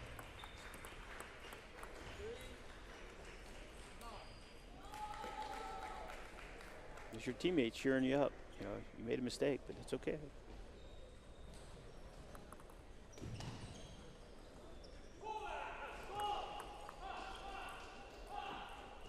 Good call. Rachel told her what to serve, keeping them in the match.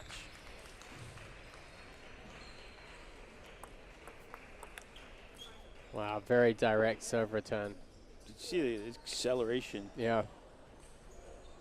6 match points now for Georgia Tech.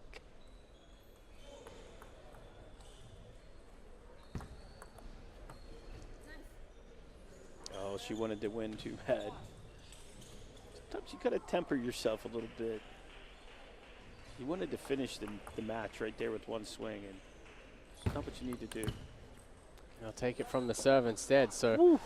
Sabrina Zhu and Yan Yuxia, Georgia Tech, the number 4 seeds, maintaining that 4th seed position, and they will head into the semifinals. I don't think they expected to get to this point.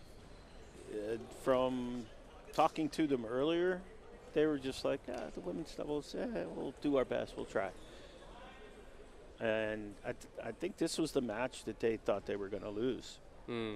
And after that first game, they came out and... Yeah, I think they just got better and better as the match went on. But I guess, yeah, their mentality before the match was probably the same one that they were suffering in the first game of maybe not quite being on the same wavelength as each other, but adapted quickly. Wow, so now we get our number 3 seeded UCLA team. Angie Tanner joining us. 15 in the quarterfinals. So there had to be a big upset here, Yeah, because upsetting getting around the Michigan as the number 15 seed into the quarterfinals, this will be interesting. So, been hanging out here for a few days in Round Rock, enjoying the fabulous weather and all the great food around the area. Yeah, had some good food, yeah. So if you're coming down this way, just a short drive from Austin. If you like the music scene, Austin's got it rocking. Down here, I think you're going to overeat. Then you can go up and do the river walk. You know, there's a lot of stuff to do Glad I'm here. here in this commentary booth. Otherwise, I'd be at a restaurant somewhere. Yeah, I ordered a medium sandwich, and the thing was like, it filled a 10-inch plate. I was like, man, I'm glad I didn't order the large. It's bigger in Texas, so I guess it wasn't. Everything's bigger in Texas. Yeah.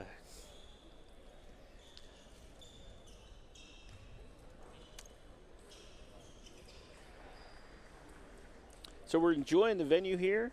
Hope you're enjoying the viewing. We've had some really good matches, and we'll be having our quarterfinal match between UCLA and Michigan coming straight up from the 2023 College National Championships from Round Rock, Texas.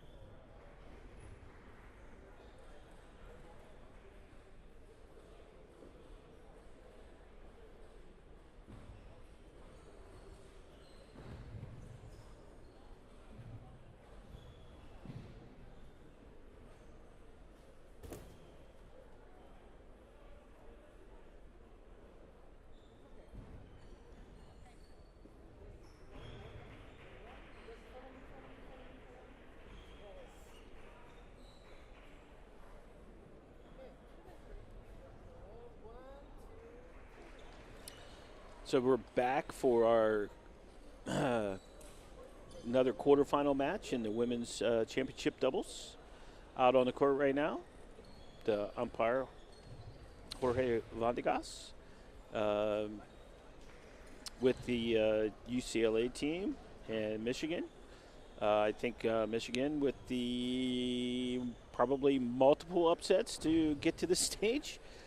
15 seed versus the number 3 seed. So congrats to Michigan for fighting their way to the quarterfinals. I think they have quite a strong team this year, Michigan. Well, being in And the the Midwest Coed side as well, yeah. Yeah, I'm in the Midwest, but I consider myself the Midwest. Players that I've never seen before. I And- have a feeling they might have won the regional, possibly. Well, Not no, sure. what I mean is like other big events. I haven't seen either of them playing.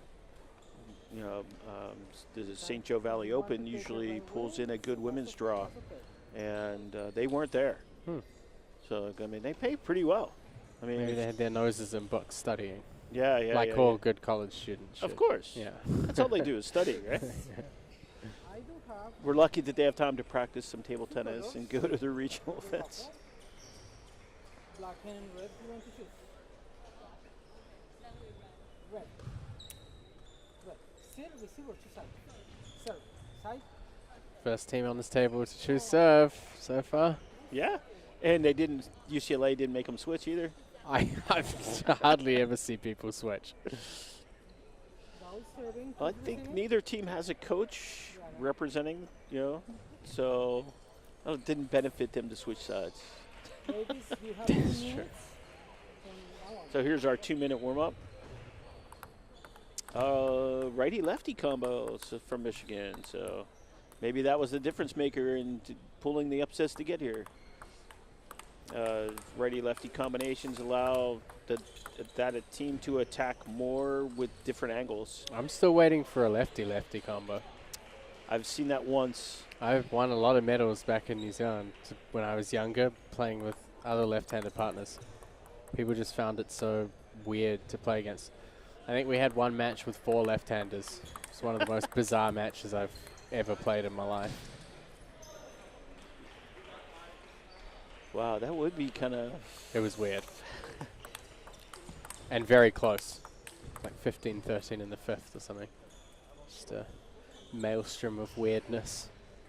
It's kind of interesting because at one point last year at our club, our top 4 players were all left-handed.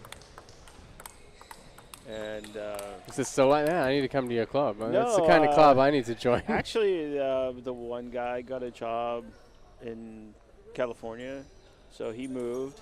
And then the other guy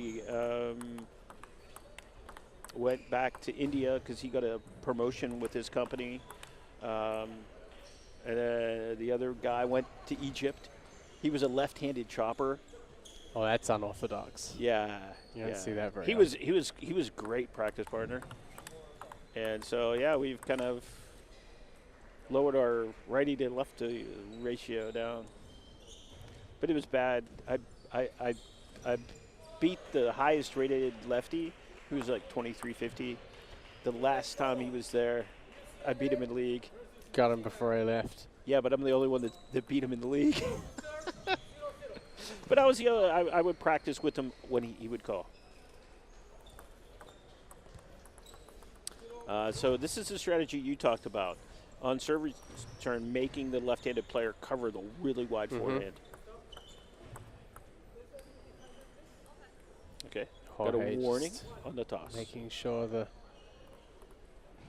serve toss is high enough.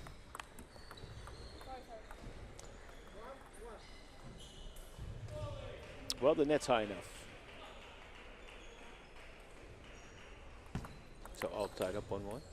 Oh, nice aggressive return. Good decisiveness there from Manhang Wong from Michigan. Very interesting to see a left-handed player receiving with their backhand, starting out a doubles match receiving backhand. See a lot taking that advantage to have their forehand and be a little off the corner, but seems very comfortable at least.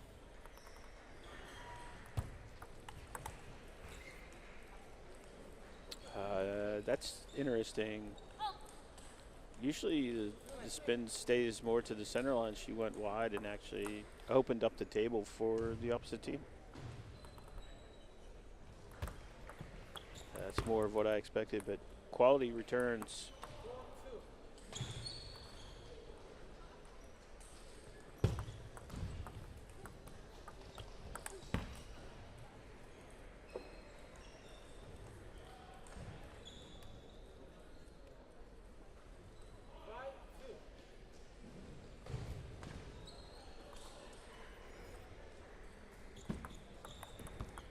So Angie Tan putting in a lot of work, winning her 2 points on serve and winning the 2 points on the receive.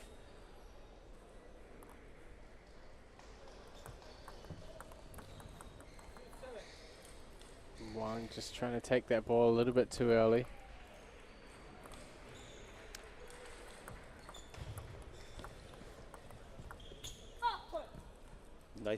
Nice depth control.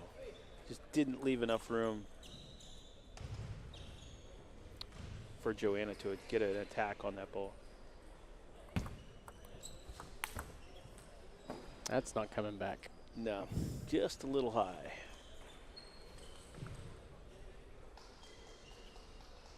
But I like the fact that she actually finished it inside out. It's too easy to finish right at a lefty. And it gives them a chance to return it. By going wide, she had no chance. Yeah.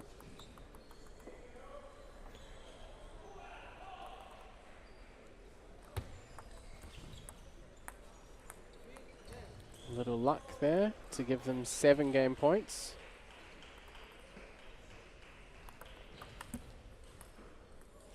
I thought that was a net serve.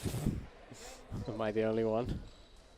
No, they were, UCLA was looking at it too, like, what happened?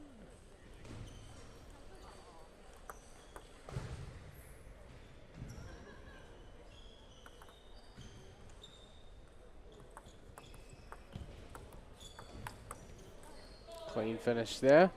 But again, very good placement, wide, they really showed. So unlike the other match, this match, they were able to actually exploit the corners very, very well. And that is not what you would expect when you're playing a righty-lefty. Usually the righty-lefty is able to control those angles first. And maybe because of the backhand play of the left-hander. It kind of almost makes it like playing two righties. Because, I mean, I know a few lefties that feel more comfortable because they can watch the ball in the backhand. But in doubles, it should not be even a thought. Right. Yeah. You play the backhand as a variation. Yeah, exactly.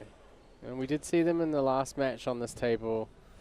Angie and Joanna have a pretty good start, but they got pressed in the second game, so guess we'll see what.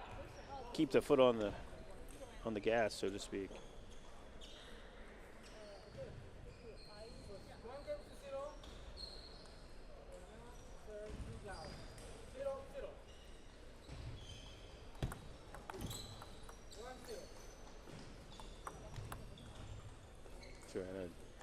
Tricky serves.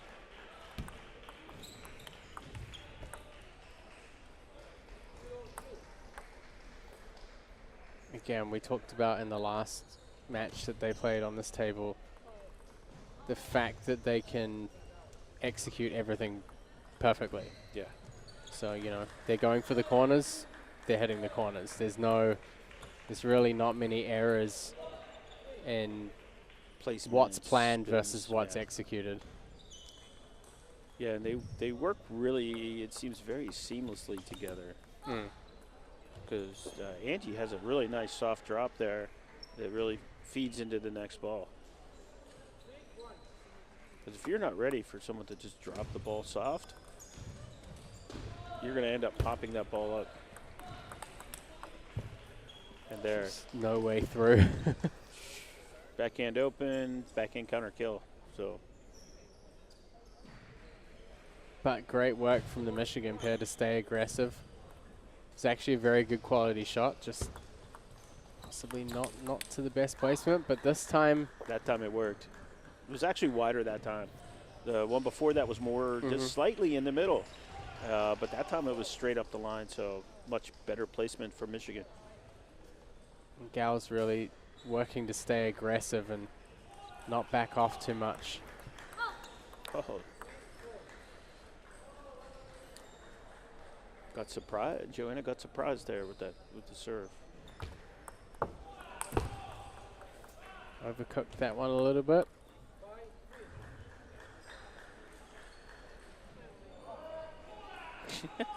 It's the second time they've kind of got confused. Nice drive.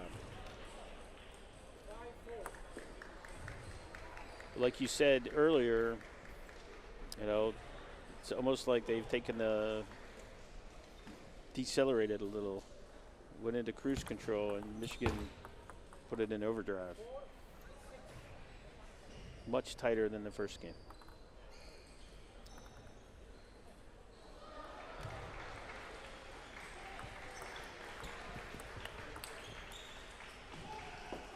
That's what they need to get back to, steadiness. Yeah, Joanna's backhand opening looks just effortless. And it's got a nice amount of equal drive and spin, but very just flowing.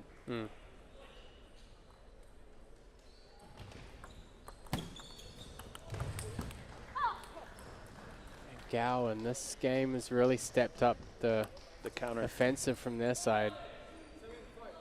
Had a couple of really nice forehands so far, including that one.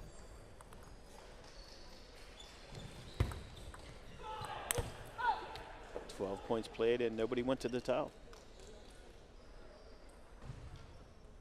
I think Michigan's feeling the rhythm a little bit better now together.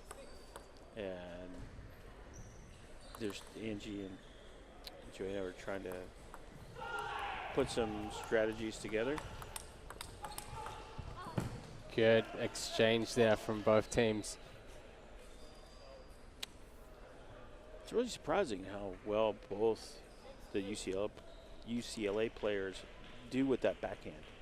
Between the open and the counter, they're both really solid on the backhand side. Gao, great opening again. I think Angie's cover on her backhand side's been really strong. Yeah, I almost think that she needs to mix it up just a little on the placements. It helped Gao out a lot.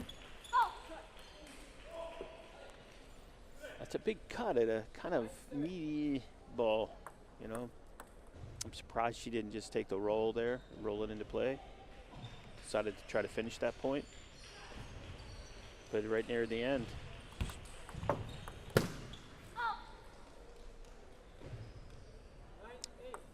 Closes to within 1 point. Wang with a nice little variation on the push.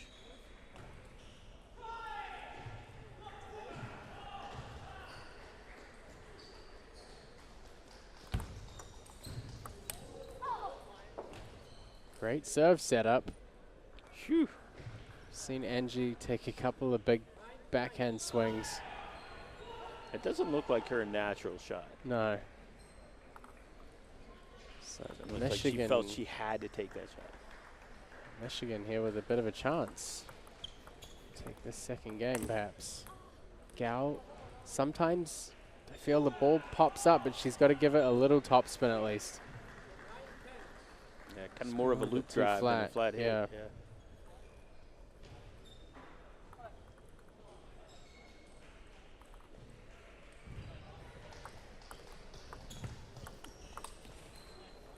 And the Yeah, UCLA I think that she will was take feeling it. the pressure of playing higher level players. Because often people are just playing a bit above themselves, feel the need to finish any kind of gray area ball. And instead of just keeping it in play and putting the pressure on. So that was much more competitive from the Michigan pair. but still find themselves down 0-2. I guess we're going to see if the UCLA pair follow the trend of second game was too close. Now what happens in the third game? The last match that they played when we had this similar pattern, they were up 10-0 in the third. So I think If they start off that hot, that, that's definitely what they want to do. I would say Michigan definitely has to be very wary of Getting the possibility that they're going to throw up another level to the table here. Step up a gear. That's a tough way to start.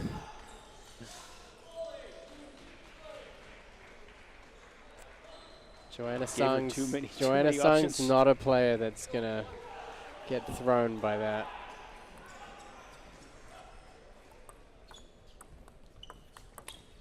Wow. This time Angie with a That's a spinny opening of that backhand. The nice thing is the footwork spacing and the body turn into that ball. Very good.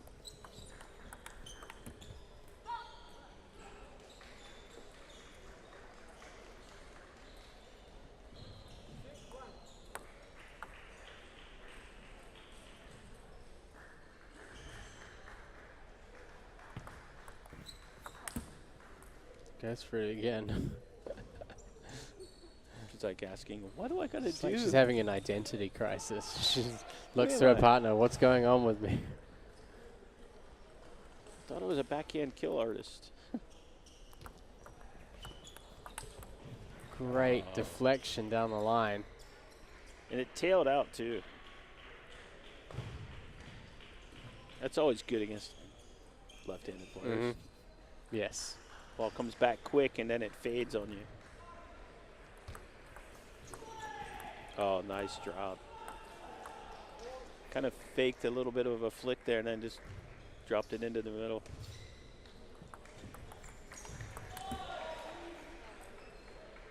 Wang Strong going cut for the by forehand. Gal. Yeah.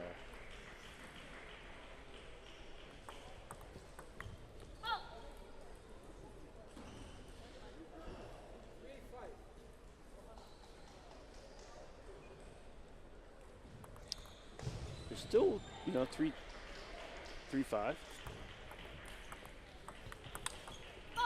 Oh, she was ready for Right. that. Yeah.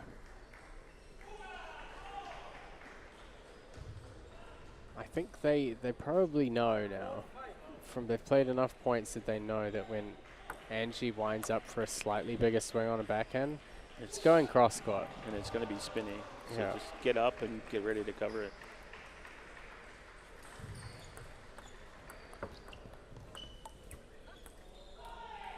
Drops it this time instead.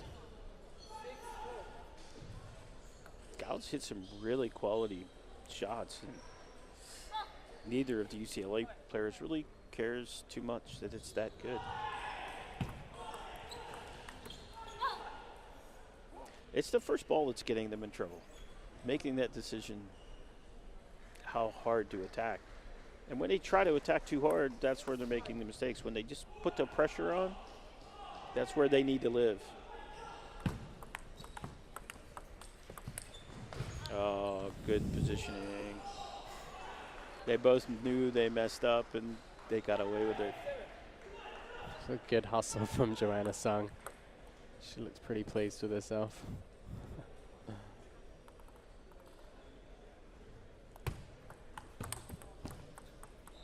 Yeah, I think just a few too many long serves.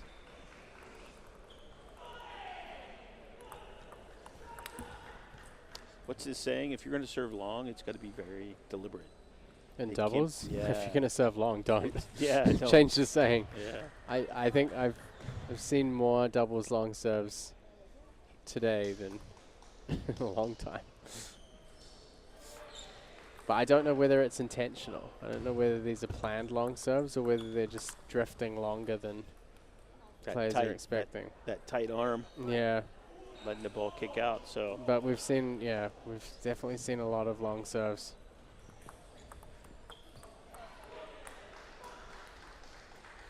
So still handful of match points here for Angie Tan and Joanna Sung. Oh, And they'll marching on to the semis on an edge ball. clip the edge. Talk about good spot, though. Hit right on the corner. Yeah, I mean, if you could hit that every time. But that was a really good demonstration of how control over power wins you matches. And nothing, I mean, Gao was pretty impressive with. I thought so, yeah. Yeah, I think on both the loop opening balls, she had there was a lot of a range between that first opening and between the drives. So she had like quite a nice loose backswing and a good kind of kick acceleration and a nice topspin arc on the first ball. But she hit some really good quality forehand drives as well. Problem was the two players on the other side really like that Yeah. game. The more complicated it was, they were more uncomfortable. So, playing really straight into Angie and Joanna was probably not the best choice. So the number 3 seeds from UCLA will not face another upset at the hands of Michigan.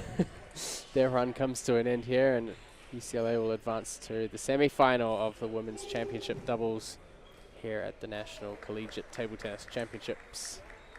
Well, I hope you're enjoying the 4 camera angles we have here on Court 1. And we look forward to some more good matches coming up shortly. So stay tuned as take a little minute break here and get reset for the next matches. Thanks for tuning in to the 2023 College National Championships in Round Rock, Texas.